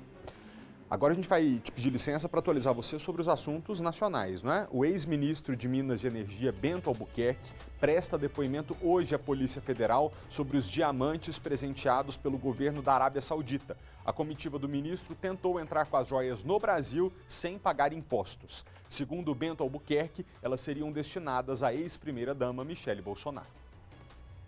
O ex-ministro de Minas e Energia, Bento Albuquerque, será interrogado pela Polícia Federal por videochamada para esclarecer o processo de transporte das joias presenteadas pelo governo saudita. Bento Albuquerque também deverá explicar o caminho percorrido pelo conjunto de joias masculinas que teriam sido trazidas por um assessor dele, que não foram declaradas e chegaram às mãos do ex-presidente Bolsonaro em novembro do ano passado. Já o assessor de Bento Albuquerque, Marcos André Soeiro, precisará explicar por que não entrou na fila de bens a declarar do aeroporto de Guarulhos ao voltar da Arábia Saudita com uma caixa recheada de diamantes avaliados em mais de 16 milhões de reais. Imagens da Receita mostram o ex-ministro Bento tentando liberar os bens. Ele alega que as joias eram um presente para a ex-primeira-dama Michele Bolsonaro. Nesta segunda, a defesa de Bolsonaro teria avisado à Polícia Federal que o conjunto de joias masculino que está em posse do ex-presidente será entregue ao Tribunal de Contas da União, onde deve ficar até que seja definido o destino do presente. Os itens, anel, caneta, relógio, abotoaduras e uma espécie de rosário, são avaliados em cerca de R$500 mil. O antigo advogado de Bolsonaro, Frederico Wassef, havia informado que o ex-presidente declarou os bens recebidos em caráter pessoal durante uma viagem e que não existia irregularidade em suas condutas. Mas na última sexta-feira, o Ministério Público de Contas pediu que Bolsonaro entregasse os presentes recebidos da Arábia Saudita em até 5 dias. Caso contrário, o ex-presidente pode ter o salário suspenso. A ex-primeira-dama Michele Bolsonaro, suposta destinatária do colar de 16 milhões e meio de reais, embarcou hoje para os Estados Unidos para encontrar o marido, o ex-presidente Bolsonaro. Vai ser a primeira vez que os dois vão conversar pessoalmente desde que veio à tona o caso da recusa de declaração das joias milionárias. Natália Fruê, ao vivo com a gente. Boa tarde para você, Nath. A Michele Bolsonaro, num primeiro momento, disse ali na internet, né, logo que veio à tona esse caso, que não sabia da existência das joias, mas está aí agora, né? Caso sob investigação, inclusive, da Polícia Federal. Pois é, Malta, boa tarde para todo mundo. Pois então, a ex-primeira-dama vai também ter que depor a Polícia Federal e ela e o ex-presidente Jair Bolsonaro. Por quê? Porque no início ela disse que não sabia das joias, inclusive, questionou o trabalho da imprensa, dizendo que mais uma vez a gente inventava informações. Só que logo depois dessas declarações da ex-primeira-dama, a imprensa, nós jornalistas, revelamos toda uma sequência com a apresentação de documentos, informações, imagens que mostram as 8 tentativas de aliados auxiliares do ex-presidente Jair Bolsonaro numa espécie de operação de resgate dessas joias. A última tentativa, inclusive, foi no dia 29 de dezembro, o último dia útil do governo Bolsonaro, em que o sargento da Marinha, Jairo Moreira da Silva, ele vai até a Receita Federal em Guarulhos e dá o famoso carteiraço, para todo mundo entender entender quando alguém usa o seu cargo para conseguir algum benefício, algum privilégio. Chegou lá na Receita Federal, conversou com o auditor e, inclusive, recebe uma ligação do tenente-coronel Mauro Cid, que foi braço direito de Bolsonaro por 4 anos. E aí ele passa o telefone para o auditor da Receita Federal, que diz que não pode atender, porque essa sala do auditor fiscal, onde fica ali, ele recebe as pessoas com informações sobre os bens apreendidos, ela é uma sala monitorada por áudio e vídeo. E o auditor fiscal, justamente por lidar com bens de alto valor, precisa seguir todo um protocolo. Então, essa informação da viagem de Michele Bolsonaro, que o nosso cinegrafista Angélio Damião conseguiu fazer imagens dela, deixando o Brasil na manhã de hoje, ela surgiu ontem. Houve uma demora para confirmação, a assessoria da ex-primeira-dama não confirmou, a gente só conseguiu confirmar no fim do dia, quando integrantes do Partido Liberal, parlamentares que fazem parte da direção do partido, confirmaram que Michele Bolsonaro informou que faria uma viagem de 5 dias para os Estados Unidos. Nesse vídeo, essa imagem que o Angélio Damião fez hoje mais cedo, ela fala apenas, não fala sobre as joias apreendidas, os diamantes de 16 milhões de reais, diz apenas que está indo para os Estados Unidos passar o aniversário com o ex-presidente Jair Bolsonaro. A data de aniversário de Jair Bolsonaro é 21 de março. É a mesma data em que está marcado um evento do Partido Liberal para Michele Bolsonaro assumir a presidência do PL Mulher. Ela disse para Valdemar Costa Neto, que é o presidente nacional da sigla, que volta a tempo de participar desse evento, que já foi adiado, inclusive, em função desse escândalo das joias milionárias avaliadas em 16 milhões de reais. É bom a gente esclarecer que existem regras, além de uma lei, além de um decreto, regras estabelecidas pelo Tribunal de Contas da União, diante do vácuo da legislação.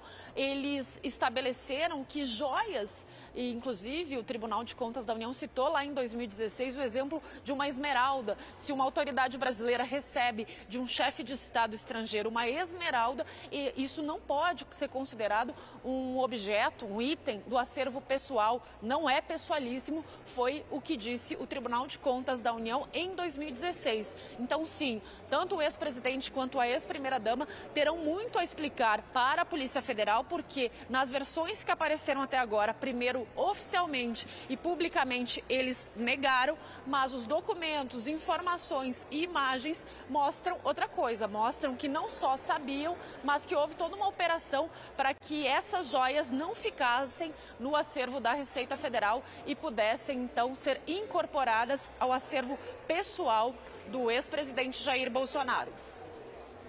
Rapidamente aqui, só até para a gente contextualizar com o nosso público, estamos falando de um colar de diamantes avaliado em 16 milhões e meio de reais. Também há um conjunto de outras joias, relógio e outras joias destinadas ao ex-presidente. Essas joias, salvo engano, avaliadas em cerca de 400 mil reais. Ele admite que está, né, em sua posse, em seu poder, e tem o fuzil também. O que você pode atualizar para a gente?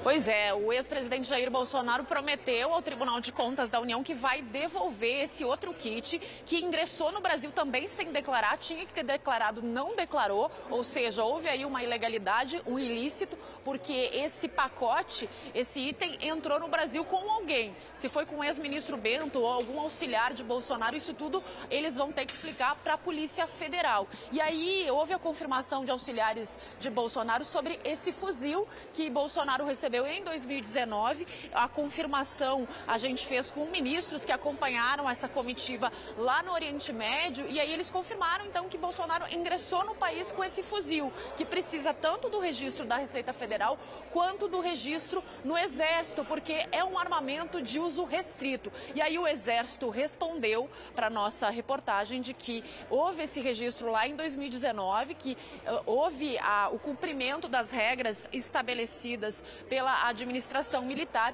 e que, portanto, esse fuzil que está com Bolsonaro nos itens pessoais de Bolsonaro está nesse registro.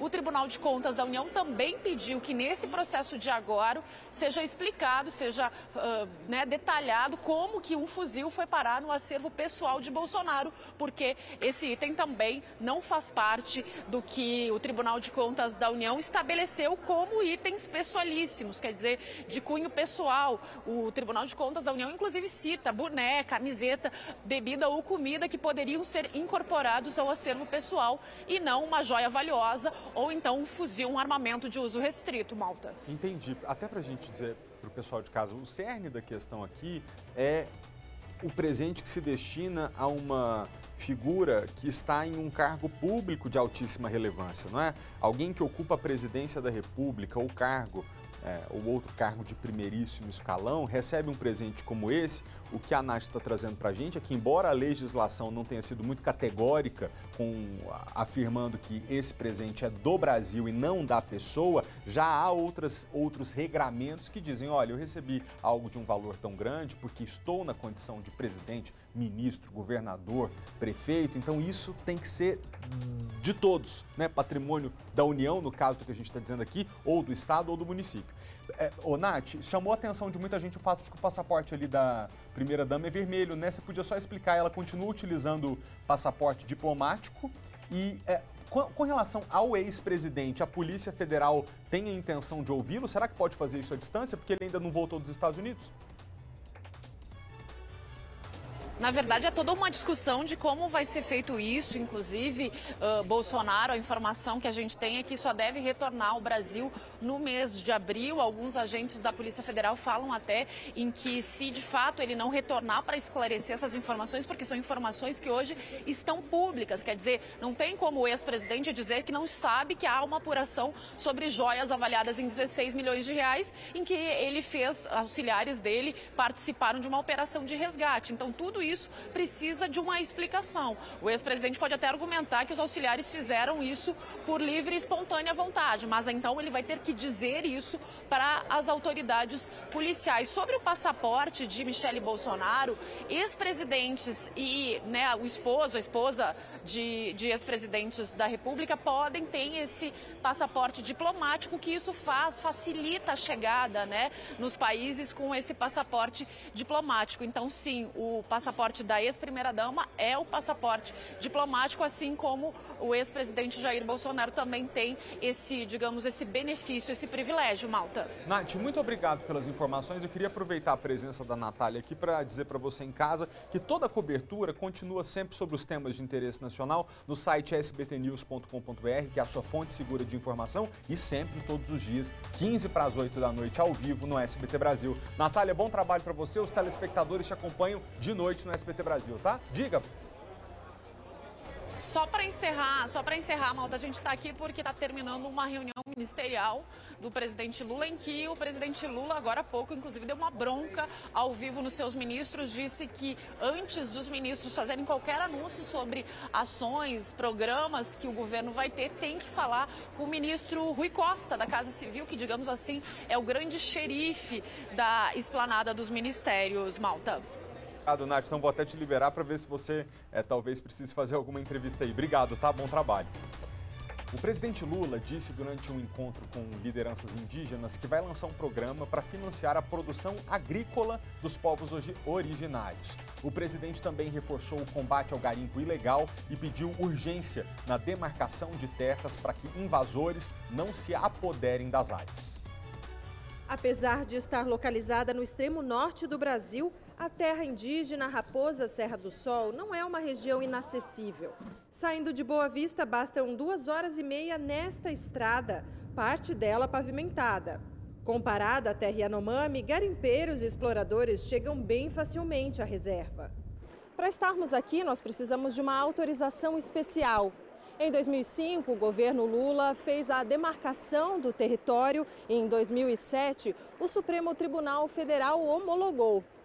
Essa área só pode ser ocupada por indígenas, mas a presença de garimpeiros ainda continua muito forte. Ao participar da Assembleia Geral dos Povos Indígenas, Lula reafirmou que o governo trabalha para retirar os garimpeiros da região. Mesmo que tenha ouro lá aqui em Roraima, ninguém tem o direito de mexer naquilo sem autorização dos donos da terra, que são os indígenas que lá moram e que têm a terra legalizada em seu nome. Antes de discursar, o presidente visitou uma feira de produtos agrícolas e prometeu um programa de crédito para a produção de alimentos. Eu vou reunir a Sônia, vou reunir os companheiros ministros que estão ligados à área da produção, para que a gente possa definitivamente colocar vocês dentro de um programa de financiamento da produção agrícola, para que vocês possam melhorar e aumentar a capacidade das coisas que vocês produzem. Lula também quer urgência na demarcação de terras, principalmente de processos que estão concluídos, para evitar que sejam tomadas por invasores. Vamos voltar aqui para o nosso noticiário local. Você vai ver agora um homem que foi preso 2 vezes em menos de 24 horas por crimes relacionados à violência contra a mulher. Álvaro Couto, bem-vindo de volta ao jornal. O que esse homem fez, hein, para ser preso 2 vezes?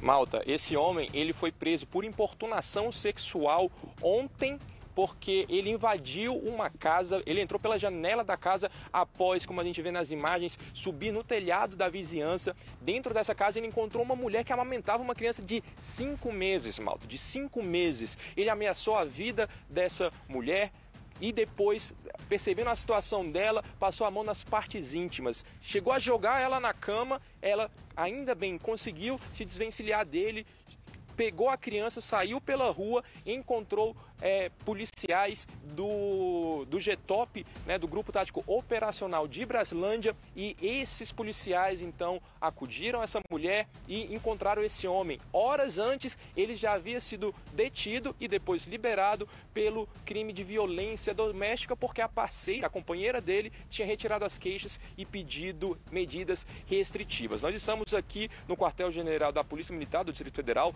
Estamos, ao nosso lado está o Major Rafael Brook. Major,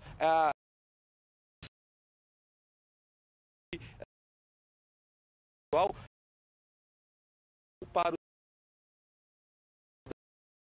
essa boa tarde,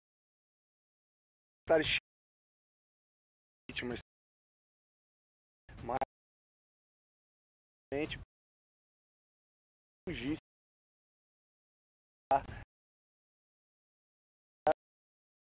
estava com algum que o indivíduo quarto estava esquecido de ter obediência dos e disso prender todo mundo junto, descobrir que o indivíduo tinha menos de doméstica. A doméstica, a ação, ele vai responder que ele causou violência, responde pelo sexual e o roubo desse indivíduo, as duas por tráfico, por uso indecente. Também vemos um indivíduo, uma flor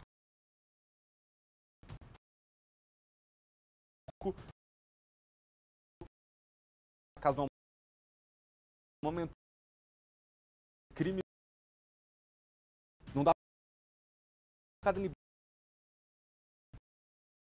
teve militar na rodovia presos ali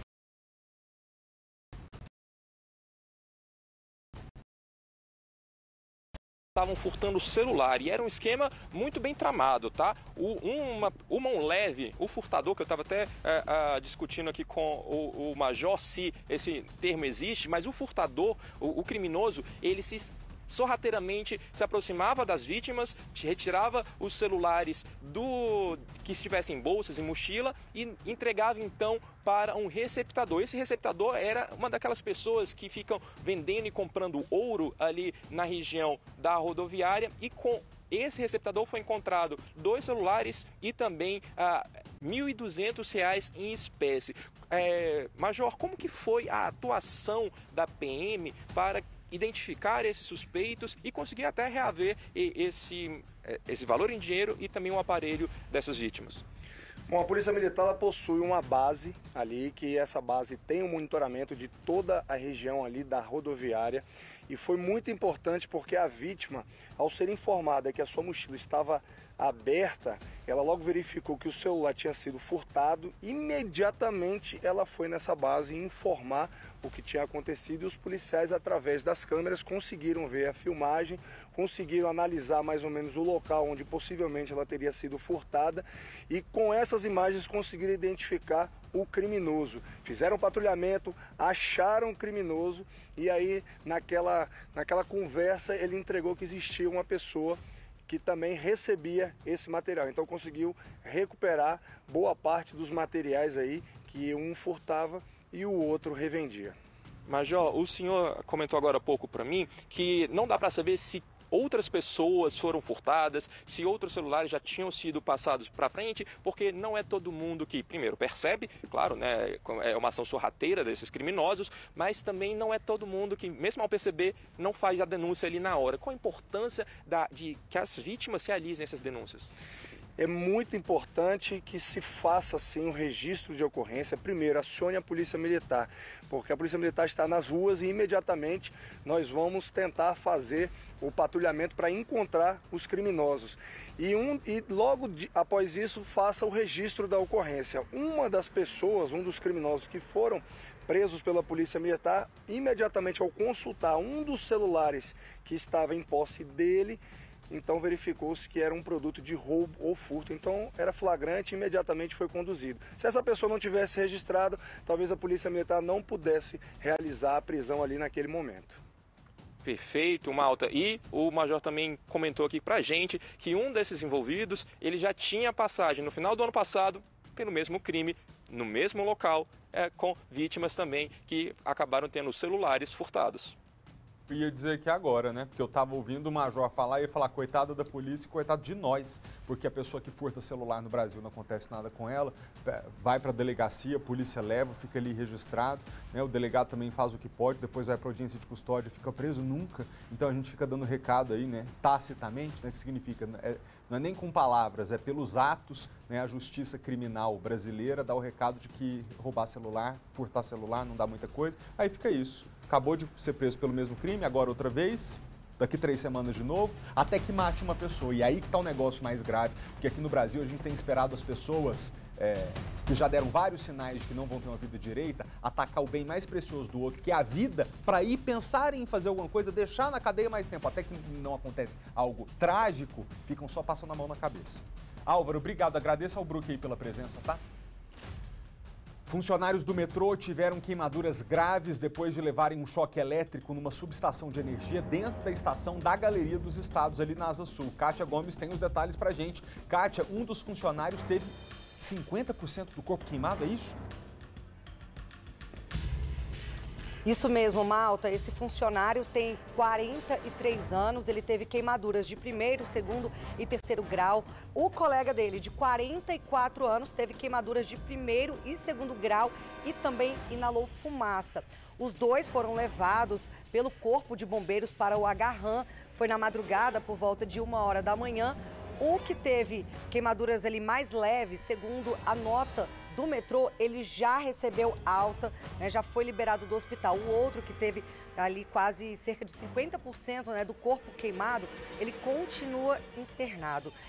Não foi divulgado, né, o que aconteceu exatamente, como que foi a dinâmica desse acidente. O que a gente sabe é que eles estavam trabalhando ali na subestação que fica ali na Galeria dos Estados, quando eles sofreram esse acidente.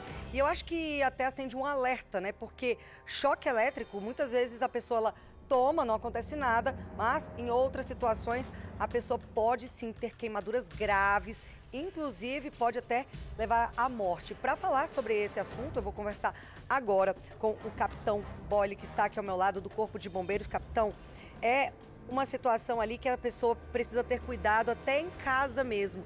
Nesse caso que vocês atenderam, foi uma ocorrência ali durante o trabalho. Talvez eles não conseguiram evitar o choque, mas em casa existem situações de risco? Sim, todo lugar que envolve equipamentos elétricos tem esse perigo da pessoa tomar uma descarga elétrica e vindo a ficar inconsciente, ter queimaduras e às vezes até vindo a morrer.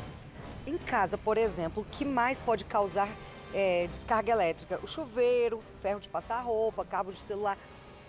Quais são as ocorrências que vocês atendem em relação a relação a choque mesmo? Sim, temos uma grande incidência, as pessoas tomando banho, quer manusear o chuveiro, isso não pode, porque o chuveiro é em funcionamento, a pessoa molhada, ela passa a ser uma condutora de eletricidade. Então, se tiver de manusear o chuveiro, que seja com ele desligado e o ambiente esteja seco. Questão também de passar roupas com os pés que não estejam calçados, também leva muito a incidências de choque elétrico, carregadores de celulares, principalmente quando está chovendo e temos incidências de raios, né, as descargas atmosféricas. Então isso tem bastante incidência com ocorrências com choque. E nesse período de chuva, né, hoje até choveu bastante aqui em Ceilândia, onde nós estamos, isso pode agravar ainda mais, né? Justo, a maior incidência é nesse período devido às chuvas, o ambiente passa a estar molhado, a água é um condutor, então se a fonte energizada estiver em contato com algum outro material e ele estando molhado, a pessoa encostando, ela vai tomar uma descarga elétrica. Eu tenho inclusive aqui um dado preocupante. Em 2023, este ano, o Corpo de Bombeiros atendeu em média uma ocorrência grave de choque elétrico a cada 3 dias. Ou seja, o ano mal começou, já foram 22 casos de choque. Então, é mais comum do que a gente imagina. Justo. Tem também, vamos levar em conta que nós estamos saindo do período de férias. Então, a permanência nas residências, né, das pessoas é maior do que quando está trabalhando e estudando. Então, questão de carregadores e todo tipo de eletrodomésticos, se a pessoa não tiver cuidado, ela vai ser uma vítima de choque. No caso desses 2 funcionários, né, a exemplo deles, o choque elétrico acabou causando queimaduras até graves. Então, em algumas situações não é só aquele choque simples, não. A pessoa, ela tem ali uma queimadura grave. O que fazer nesse tipo de situação? Bom, dependendo da potência desse choque que a pessoa leva, vem acontecendo a questão das queimaduras e às vezes até a fatalidade. O que nós orientamos, a pessoa que vai manusear qualquer tipo de ambiente com eletricidade, que tenha os equipamentos de proteção individuais, que sejam resistentes à eletricidade. Então, aquela dica que a gente sempre fala, né? Se tomou um choque ali, uma queimadura, não passa pasta de dente, né? Coloca só água e chama os bombeiros. Justamente, ligue para 193, no máximo lave o local que houve a queimadura com água corrente e possa proteger também com um pano úmido com água filtrada até o bombeiro chegar. Tá certo, então muito obrigada pelas informações, capitão. Então é isso, malta, acho que ele esclareceu ali todas as dúvidas, né? Passou orientações importantes caso a pessoa, né, acabe ali levando um choque e causando uma queimadura até grave. Eu volto com você. Muito obrigado, Kátia, pelas informações. A gente vai ter que fazer uma rápida pausa e volta já.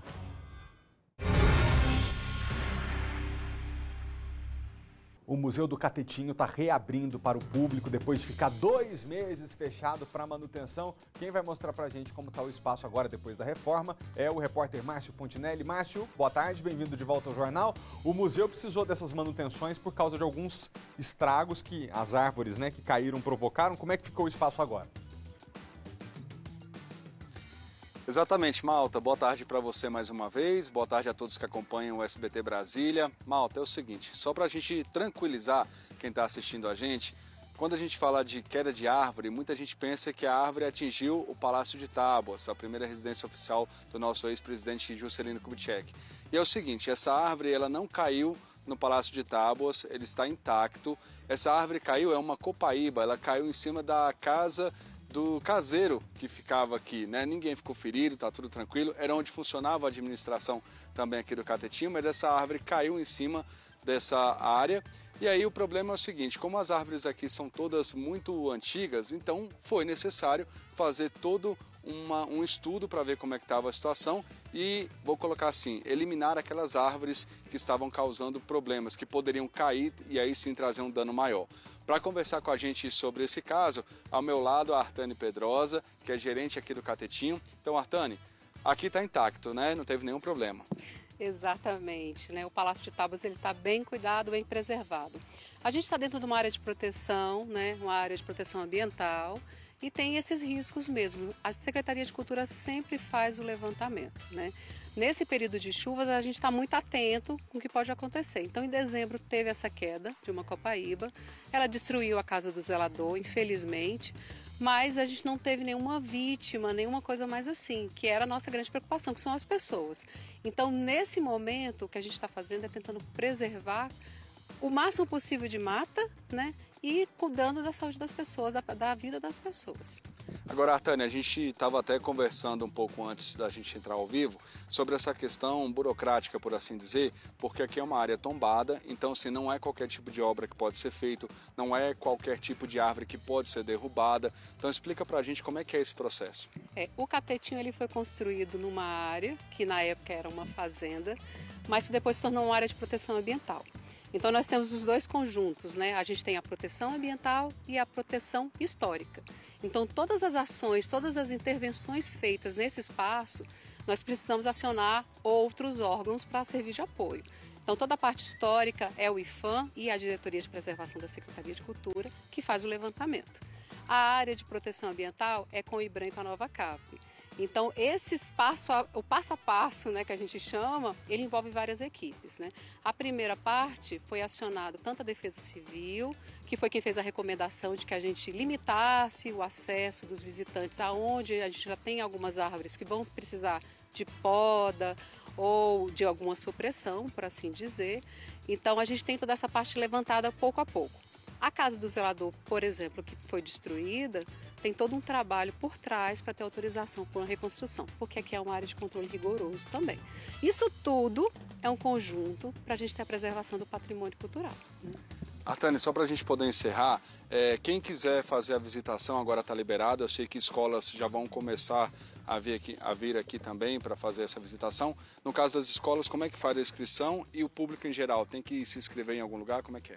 O Catetinho ele é aberto à visitação ao público em geral, né? No caso das escolas ou de grupos maiores, a gente pede que entre em contato pelo e-mail, que é catetinho@cultura.df.gov.br e faça esse pré-agendamento, né? Mas a visitação ela está liberada ao palácio e ao anexo. Nesse momento a gente ainda não tem acesso à nascente, né? Para cuidar mesmo e preservar a vida das pessoas, a gente está limitando enquanto não for feita essa intervenção com as outras árvores. Perfeito, obrigado. Tá aí, malta. Só lembrando que a visitação ao público é de 9 da manhã às 5 da tarde. Eu volto com você. Muito obrigado, Márcio. Obrigado pelas informações. Agora sobre saúde. Começou a vacinação contra a Mpox, que é a doença que ficou conhecida como varíola dos macacos. 47 mil doses estão disponíveis para todos os estados e para o Distrito Federal pelo Programa Nacional de Imunizações do Ministério da Saúde. A aplicação é focada apenas em grupos de risco para as formas graves da doença. O público-alvo inicial é de pessoas com HIV e profissionais de laboratórios que ficam diretamente expostos ao vírus da Mpox. Esta médica da Sociedade Brasileira de Infectologia defende a escolha da parcela prioritária da população que deve ser vacinada. São aqueles pacientes que não estão em tratamento e têm as suas células CD4, que são os seus linfócitos de defesa, abaixo de 200 células. E os profissionais que lidam dentro do laboratório são a segunda população de maior risco. O último levantamento do Ministério da Saúde, de 10 de março, aponta quase 11 mil casos confirmados, com 15 mortes em 7 estados. Rio de Janeiro, São Paulo, Minas Gerais, Mato Grosso, Maranhão, Santa Catarina e Pará. Os sintomas da mpox são parecidos com os da gripe, como febre, dor de cabeça e no corpo, mas eles duram em média 3 dias. A principal característica são as lesões na pele. A vacina que começou a ser aplicada no Brasil é a mesma já testada com segurança nos Estados Unidos e na Europa. São necessárias 2 doses para cada pessoa. Segundo o Ministério da Saúde, o calendário de vacinação contra a mpox será definido pelas secretarias estaduais e do Distrito Federal. E por isso, o envio de doses será de acordo com as solicitações. Não é recomendado que a imunização para a mpox seja feita simultaneamente com aplicações contra outras doenças. Em casos de pré-exposição ao vírus, é necessário um intervalo de pelo menos 30 dias se a pessoa tiver tomado qualquer outra vacina. Gente, ainda sobre saúde, talvez você conheça alguém aí que está pensando em fazer lipoaspiração, né? Tem que ter tanto cuidado com o profissional, com o estabelecimento. Olha só por quê. Uma clínica de estética foi interditada depois da morte de uma paciente que foi vítima de perfuração no intestino durante a lipoaspiração. A polícia prendeu o diretor do estabelecimento que não tinha documentação em dia. Quando os agentes chegaram à clínica na zona oeste do Rio, 4 pacientes passavam por cirurgia. O local foi interditado por falta de documentação e equipamentos para o pós-operatório. O diretor da clínica foi preso em flagrante. Nesse local tem 2 CNPJs e os 2 CNPJ dessas empresas, elas não possuem licença para funcionamento. Aqui, na última quinta-feira, Lindama Benjamin Oliveira do Nascimento, de 59 anos, passou por uma lipoaspiração na barriga, outra nas costas e recebeu um enxerto nos glúteos. No dia seguinte, ela enviou uma mensagem para a irmã dizendo que estava com dificuldade para respirar. Quando eu entrei dentro do quarto, minha irmã estava completamente lavada de sangue, muito inchada mesmo, parecia que ia explodir. Nem acesso venoso ela estava mais, com o acesso que estava na mão dela estava perdido. O cirurgião responsável pelo procedimento, Heriberto Ivan Arias Camacho, chamou uma ambulância que só chegou 10 horas depois. Ele aparece nessas imagens acompanhando a transferência de Lindama para um hospital, onde ela já chegou sem vida. O laudo do Instituto Médico Legal indicou como causas da morte perfuração no intestino e hemorragia. A defesa do médico informou que ele fez de tudo para salvar a paciente. O cirurgião plástico responde atualmente a 4 processos na justiça por erro médico. Em 2014, ele já havia sido condenado a pagar quase R$70 mil de indenização por danos morais e estéticos a uma outra paciente submetida a um procedimento nas mamas. Lindama pagou R$16 mil pelos procedimentos e havia escolhido a clínica por indicação de uma amiga. Os parentes prestaram depoimento nesta segunda-feira. As únicas palavras dela comigo foi: ainda bem que você chegou. Ela achou que eu ia ter tempo de fazer alguma coisa por ela, mas infelizmente não deu mais tempo. A clínica estética não respondeu aos nossos contatos e o Conselho Regional de Medicina informou que abriu sindicância sobre a conduta do cirurgião plástico. Um ataque de abelhas matou um homem que fazia uma trilha em grupo. Outra pessoa ficou gravemente ferida. A família da vítima fala numa possível negligência dos organizadores da caminhada. O velório de Severino Paulo da Silva, de 47 anos, reuniu amigos e parentes no cemitério de Santo Amaro, no Recife. Neste domingo, Severino saiu para fazer uma trilha em mata fechada com um grupo de pessoas. O vídeo gravado por celular mostra uma oração realizada antes do início das atividades. O destino do grupo era a Mata de Igaraçu, na região metropolitana do Recife. Seria mais um dia de atividades físicas e contato com a natureza. Mas a caminhada foi interrompida por enxame de abelhas. Muitos participantes conseguiram correr e se proteger da picada. Severino não teve a mesma sorte e morreu antes mesmo de chegar ao hospital. Pelo menos 2 participantes do grupo tentaram socorrer Severino, mas a grande quantidade de abelhas impediu o resgate. A gente viu as abelhas e se deitamos. Só que ele caiu do meu lado. Aí eu corri e ele ficou lá. Outra pessoa picada pelas abelhas foi Krishna Murari, de 42 anos, que foi internado em estado grave no Hospital da Restauração, no Recife. A família de Severino conta que ele fazia trilhas havia 3 anos e aguarda a investigação policial para saber se houve negligência na organização do evento esportivo. Tivesse assim, mais cuidado com pessoas assim, bombeiros, essas coisas, para não acontecer o que aconteceu com meu esposo, né? A picada de abelha libera uma toxina que costuma causar dor local sem muitas consequências. Porém, o ferimento pode evoluir a um caso grave se a pessoa for alérgica e também é capaz de provocar a morte por envenenamento se houver grande quantidade de picadas. O grupo Vem Correr o Vê na Pista, que promoveu a trilha em Igaraçu, lamentou o ocorrido nas redes sociais e informou que está suspendendo as atividades temporariamente. A polícia abriu um inquérito para investigar uma denúncia de que 4 adolescentes, um deles de 13 anos de idade, planejavam atos de violência nas próprias escolas ontem, segunda-feira. Segundo a polícia, eles pretendiam marcar os 4 anos do massacre de Suzano. As fotos foram tiradas pela polícia na casa dos 4 adolescentes que moram no interior de São Paulo. Uma menina de 14 anos em Tupã, um menino de 13 em Caçapava e 2 de 17 anos em São José dos Campos. Facas, botas, máscaras e celulares foram apreendidos. Nessa troca de mensagens, um dos adolescentes fala em massacre. Diz que vai matar uma pessoa ou um animal e gravar. Em seguida, escreve que será um gato, que vai cortar e degolar o bicho. O jovem cumpriu o que prometeu. Para a polícia, uma maneira de mostrar que seria capaz de colocar em prática o plano de invadir e atacar a escola onde estuda. Primeiro, eles alegam que sofreram bullying na escola e bullying dos amigos, e isso teria incitado neles essa vontade. Nossa equipe teve acesso ao depoimento de um dos jovens. Ele contou aos policiais que pensava em se vingar dos alunos e que a faca que estava na mochila dele seria usada para matar os outros colegas e depois para se matar.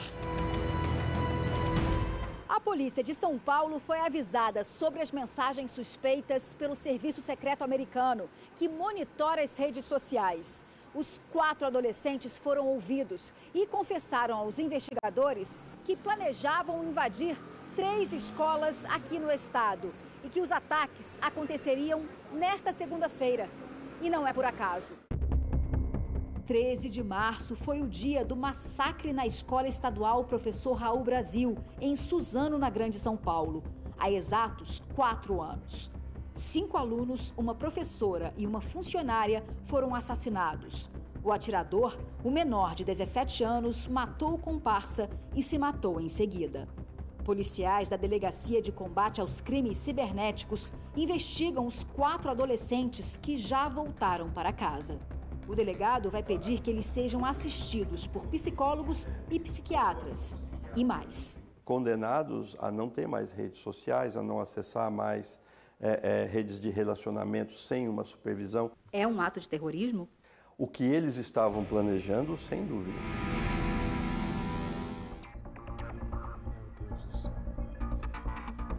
Uma perda no cenário artístico nacional. Morreu ontem, segunda-feira, o músico Caniço, baixista da banda Raimundos. A informação da morte foi confirmada pela assessoria dos Raimundos. Na manhã desta segunda-feira, a página de Caniço no Facebook informou que o músico sofreu uma queda após desmaiar e foi levado para um hospital.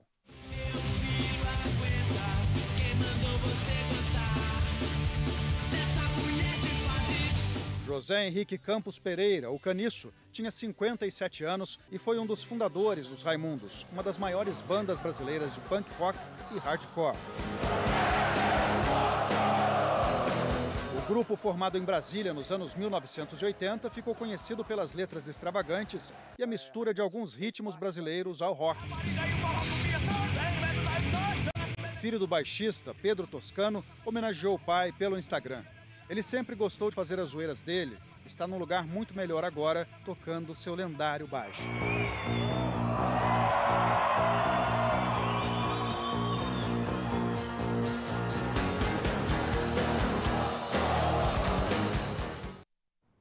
Nosso abraço à família. A Polícia Federal realizou na manhã de hoje uma operação para combater crimes de corrupção. Um desembargador e o filho dele estão sendo investigados por terem uma suposta ligação com organização criminosa. Álvaro Couto, boa tarde, é com você.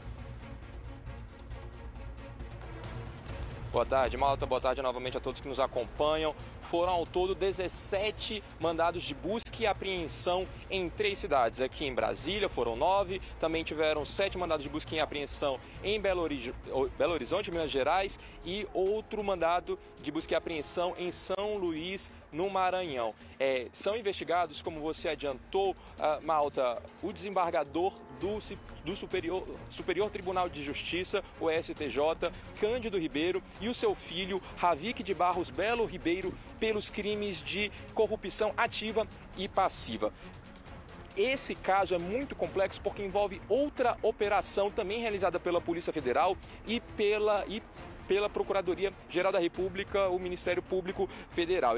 Porque o desembargador e o filho, eles são suspeitos de terem ligação com investigados nessa outra operação. Esses acusados eles têm envolvimento com uma quadrilha de tráfico internacional de drogas. Foram cumpridos nessa outra operação realizada hoje 10 mandados de prisão, sendo 5 prisões preventivas, aquelas que não têm prazo para acabar, e outras 5 prisões temporárias que podem durar 5 dias, prorrogada por mais 5 dias. Essas pessoas foram presas porque elas teriam envolvimento com essa organização de tráfico internacional de drogas diretamente. Além do que, também, Malta, outros 35 mandados de busca e apreensão nessa outra operação também foram cumpridos para investigar endereços de empresas que faziam uma movimentação de lavagem de dinheiro desse grupo. Somente em criptomoedas, segundo essa operação, mais de 60 milhões de reais já foram movimentados pelas contas dessas empresas. O caso ele corre em segredo de justiça dentro do STJ, essa investigação contra o desembargador. O Cândido Ribeiro é um desembargador que atua no STJ desde 1996 e atualmente ele está proibido de acessar determinados locais e inclusive de ter contato direto com o filho dele. Nós acionamos a defesa do desembargador e também do filho dele, só que ainda não tivemos retorno. Malta. Obrigado, Álvaro, pelas informações. O que a gente vai fazer agora aqui é um alerta muito sério para todo mundo que usa rede social, né? A gente posta foto, às vezes posta foto no momento mais de lazer com a família, por exemplo. Muito cuidado, é que tem criminosos pegando as fotos das pessoas e colocando em até site pornográfico. Vamos ver. A jornalista Vitória Oliveira, de 23 anos, tinha saído com a mãe para ir à missa e, quando voltou da igreja, se assustou com a quantidade de mensagens e ligações que recebeu dos amigos, falando que havia uma conta falsa dela na rede social e em um site pornográfico. O próprio fake seguiu todos. Pelo Instagram, seguiram todos os meus amigos próximos e eles começaram a me avisar quando perceberam que não era eu. E foi extremamente absurdo, porque denigriram a minha pessoa como mulher, como jornalista, que eu trabalho com a minha imagem, né? Vitória registrou ocorrência na delegacia eletrônica e pediu para os amigos denunciarem a página falsa. Em pouco tempo, ela saiu do ar. Consegui derrubar depois de 4 horas. A Ana foi vítima do mesmo golpe. O que eles fazem? Eles criam um perfil bem parecido com o nosso. Eles pegam nossas fotos, um arroba bem parecido com o nosso, nome bem parecido com o nosso, e nos bloqueiam e saem seguindo pessoas que seguem a gente, para as pessoas acharem que a gente criou esse perfil. Além de mulheres, homens também são vítimas de golpistas. Foi o caso do professor Matheus, que teve fotos roubadas. Fizeram um perfil para venda de conteúdo adulto, usando as minhas fotos. Então, pedi para eles denunciarem, e eu também divulguei nas minhas redes sociais que não era eu. Então, é uma coisa bem chata, né? E dá medo, porque você não sabe quem é que está usando as suas fotos, para que está usando as suas fotos. E se acontecer algo mais grave, a pessoa vai pensar que é você e na realidade não é, passando por você.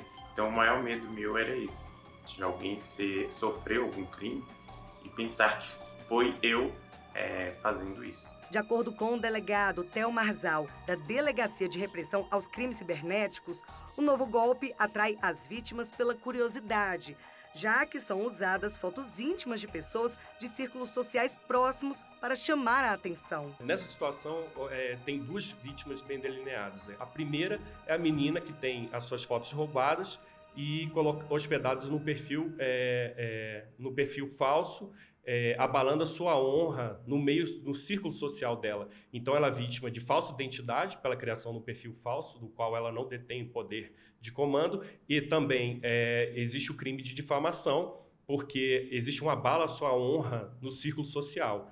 E no segundo momento, os amigos delas e os terceiros curiosos que clicam nesse link que ocorre o redirecionamento para uma outra página que subtrai os dados bancários, ocorre o delito de estelionato. De 2022 até agora, 50 ocorrências do falso OnlyFans foram registradas.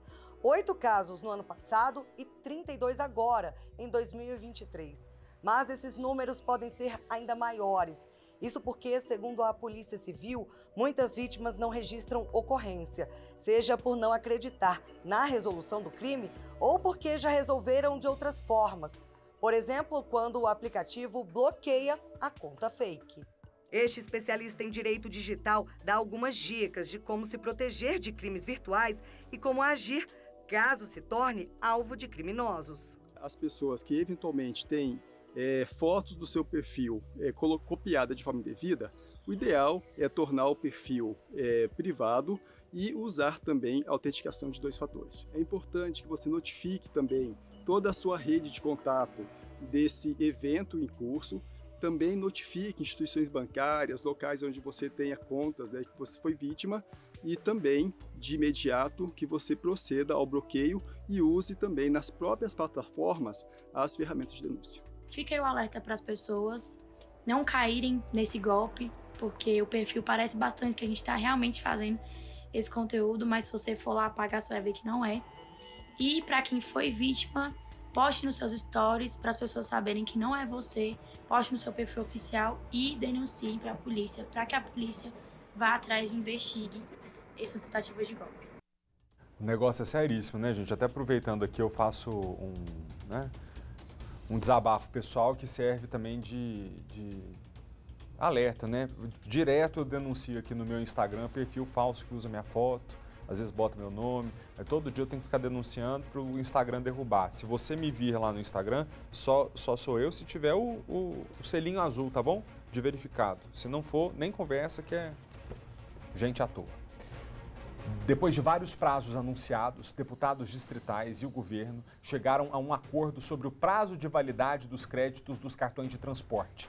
Todos os créditos de 2019 a 2022 valerão até 2024. Para créditos mais antigos que isso, a validade vai ser de 2 anos. Os créditos do cartão Mobilidade, que são aqueles comprados pelo próprio passageiro, a partir deste ano valerão 5 anos. Já os vale-transportes, que são pagos pelo empregador, que forem creditados a partir desse ano, valerão por 2 anos.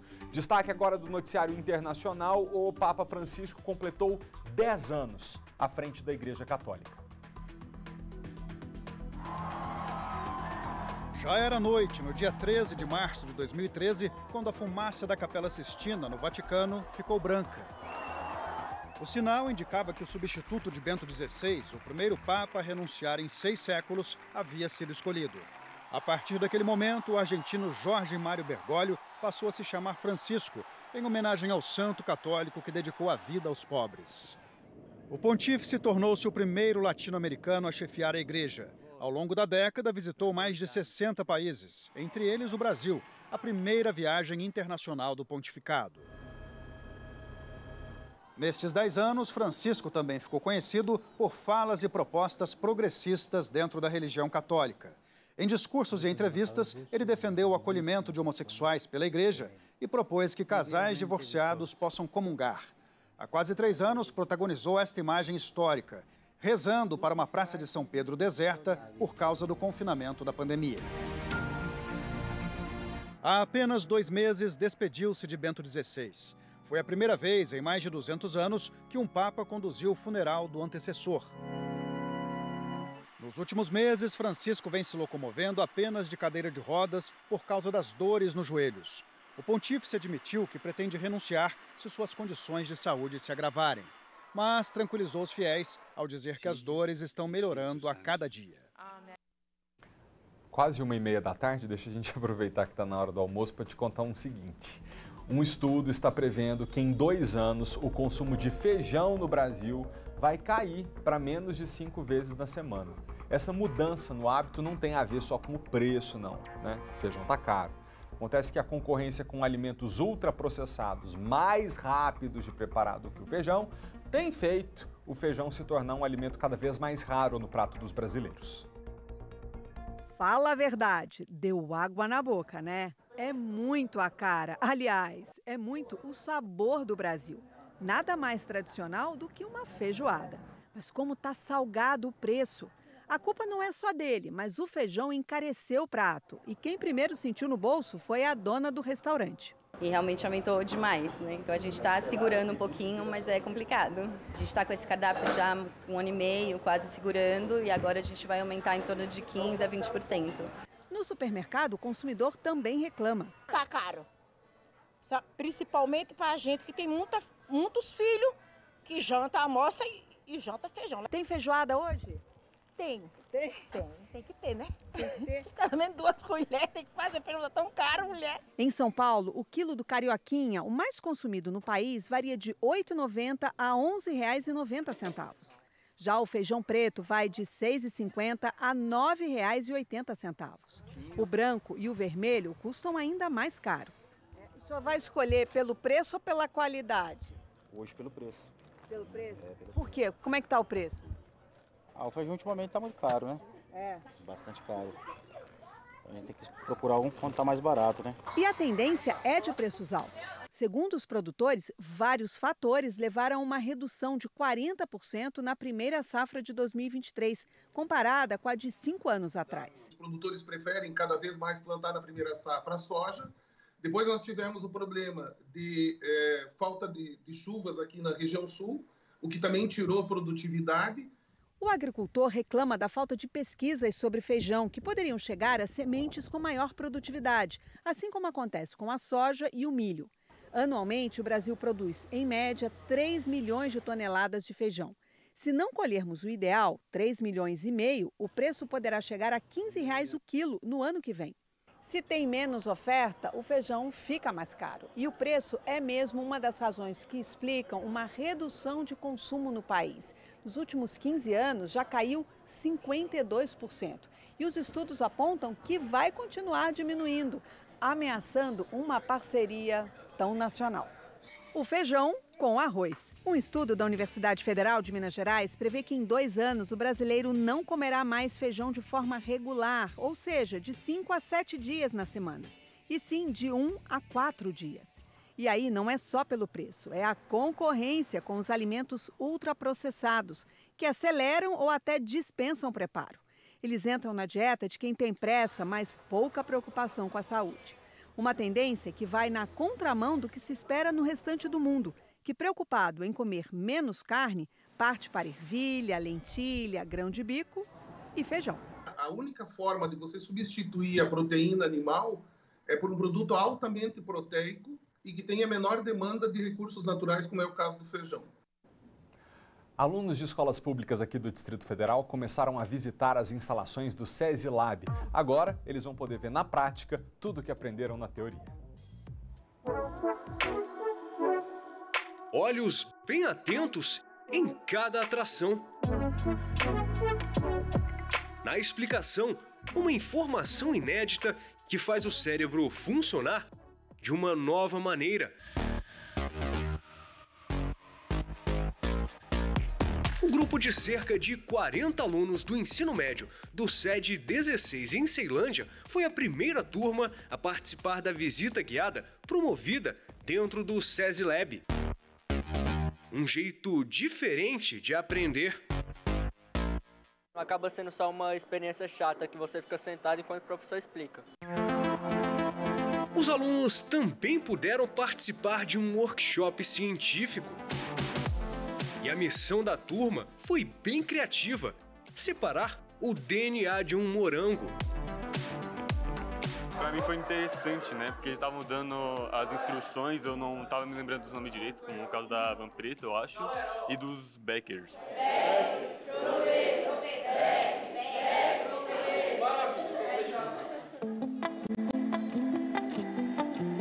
Os alunos aproveitaram cada instalação do museu com um interesse, andando lado a lado da diversão e aprendizagem.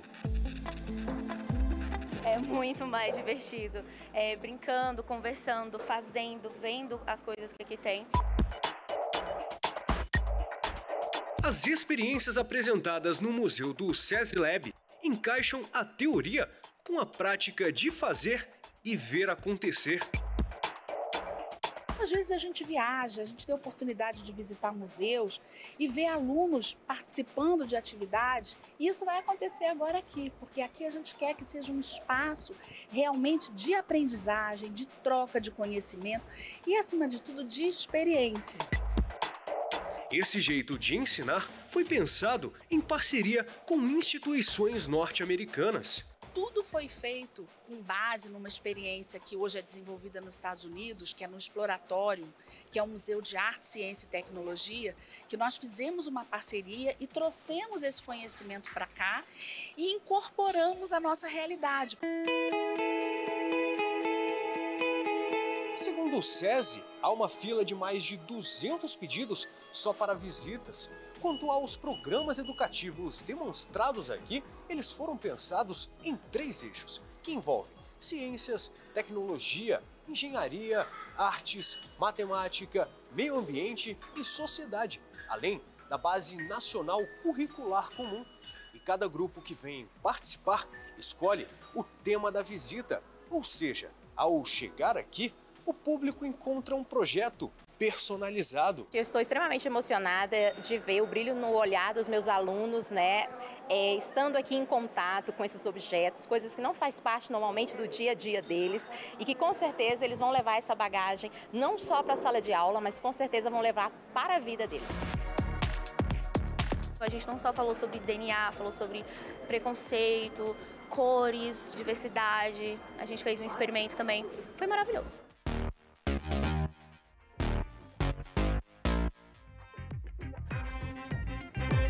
Muito bem, está na tela para agendar a visita guiada, é só acessar o site do SESI que está aí aparecendo, ó, portaldaindustria.com.br/SESI/SESILab. E hoje o futebol está de volta com mais um jogaço da Champions League entre o time inglês Manchester City e o alemão RB Leipzig. Quem conta mais sobre esse jogo para a gente é o apresentador do esporte, Fred Rim. Fala pessoal, tudo pronto em Manchester para o confronto decisivo hoje à tarde, às 15:05 para todo o Brasil no SBT, entre Manchester City e RB Leipzig da Alemanha. O Leipzig faz um futebol moderno, competitivo, está buscando crescer na Bundesliga e sempre dá trabalho na maior competição de futebol do mundo, na UEFA Champions League. O City busca pela primeira vez na história a conquista da sonhada Champions e tem para sua ajuda Erling Haaland lá na frente e o timaço de Pep Guardiola. Quem leva a melhor? Estou te esperando com a nossa equipe de esportes às 15:05 da tarde no SBT. Futebol no SBT, a paixão é aqui. Valeu, Fred. Como diria o narrador Theo José, tem sintomas de um grande jogo. Então não perca, logo mais 4:45 da tarde. O jornal encerra agora, mas você que gosta de esporte, continue por aqui. Agora é o SBT Esportes Brasília que está na área. Obrigado pela companhia e pela audiência. Até amanhã. Tchau.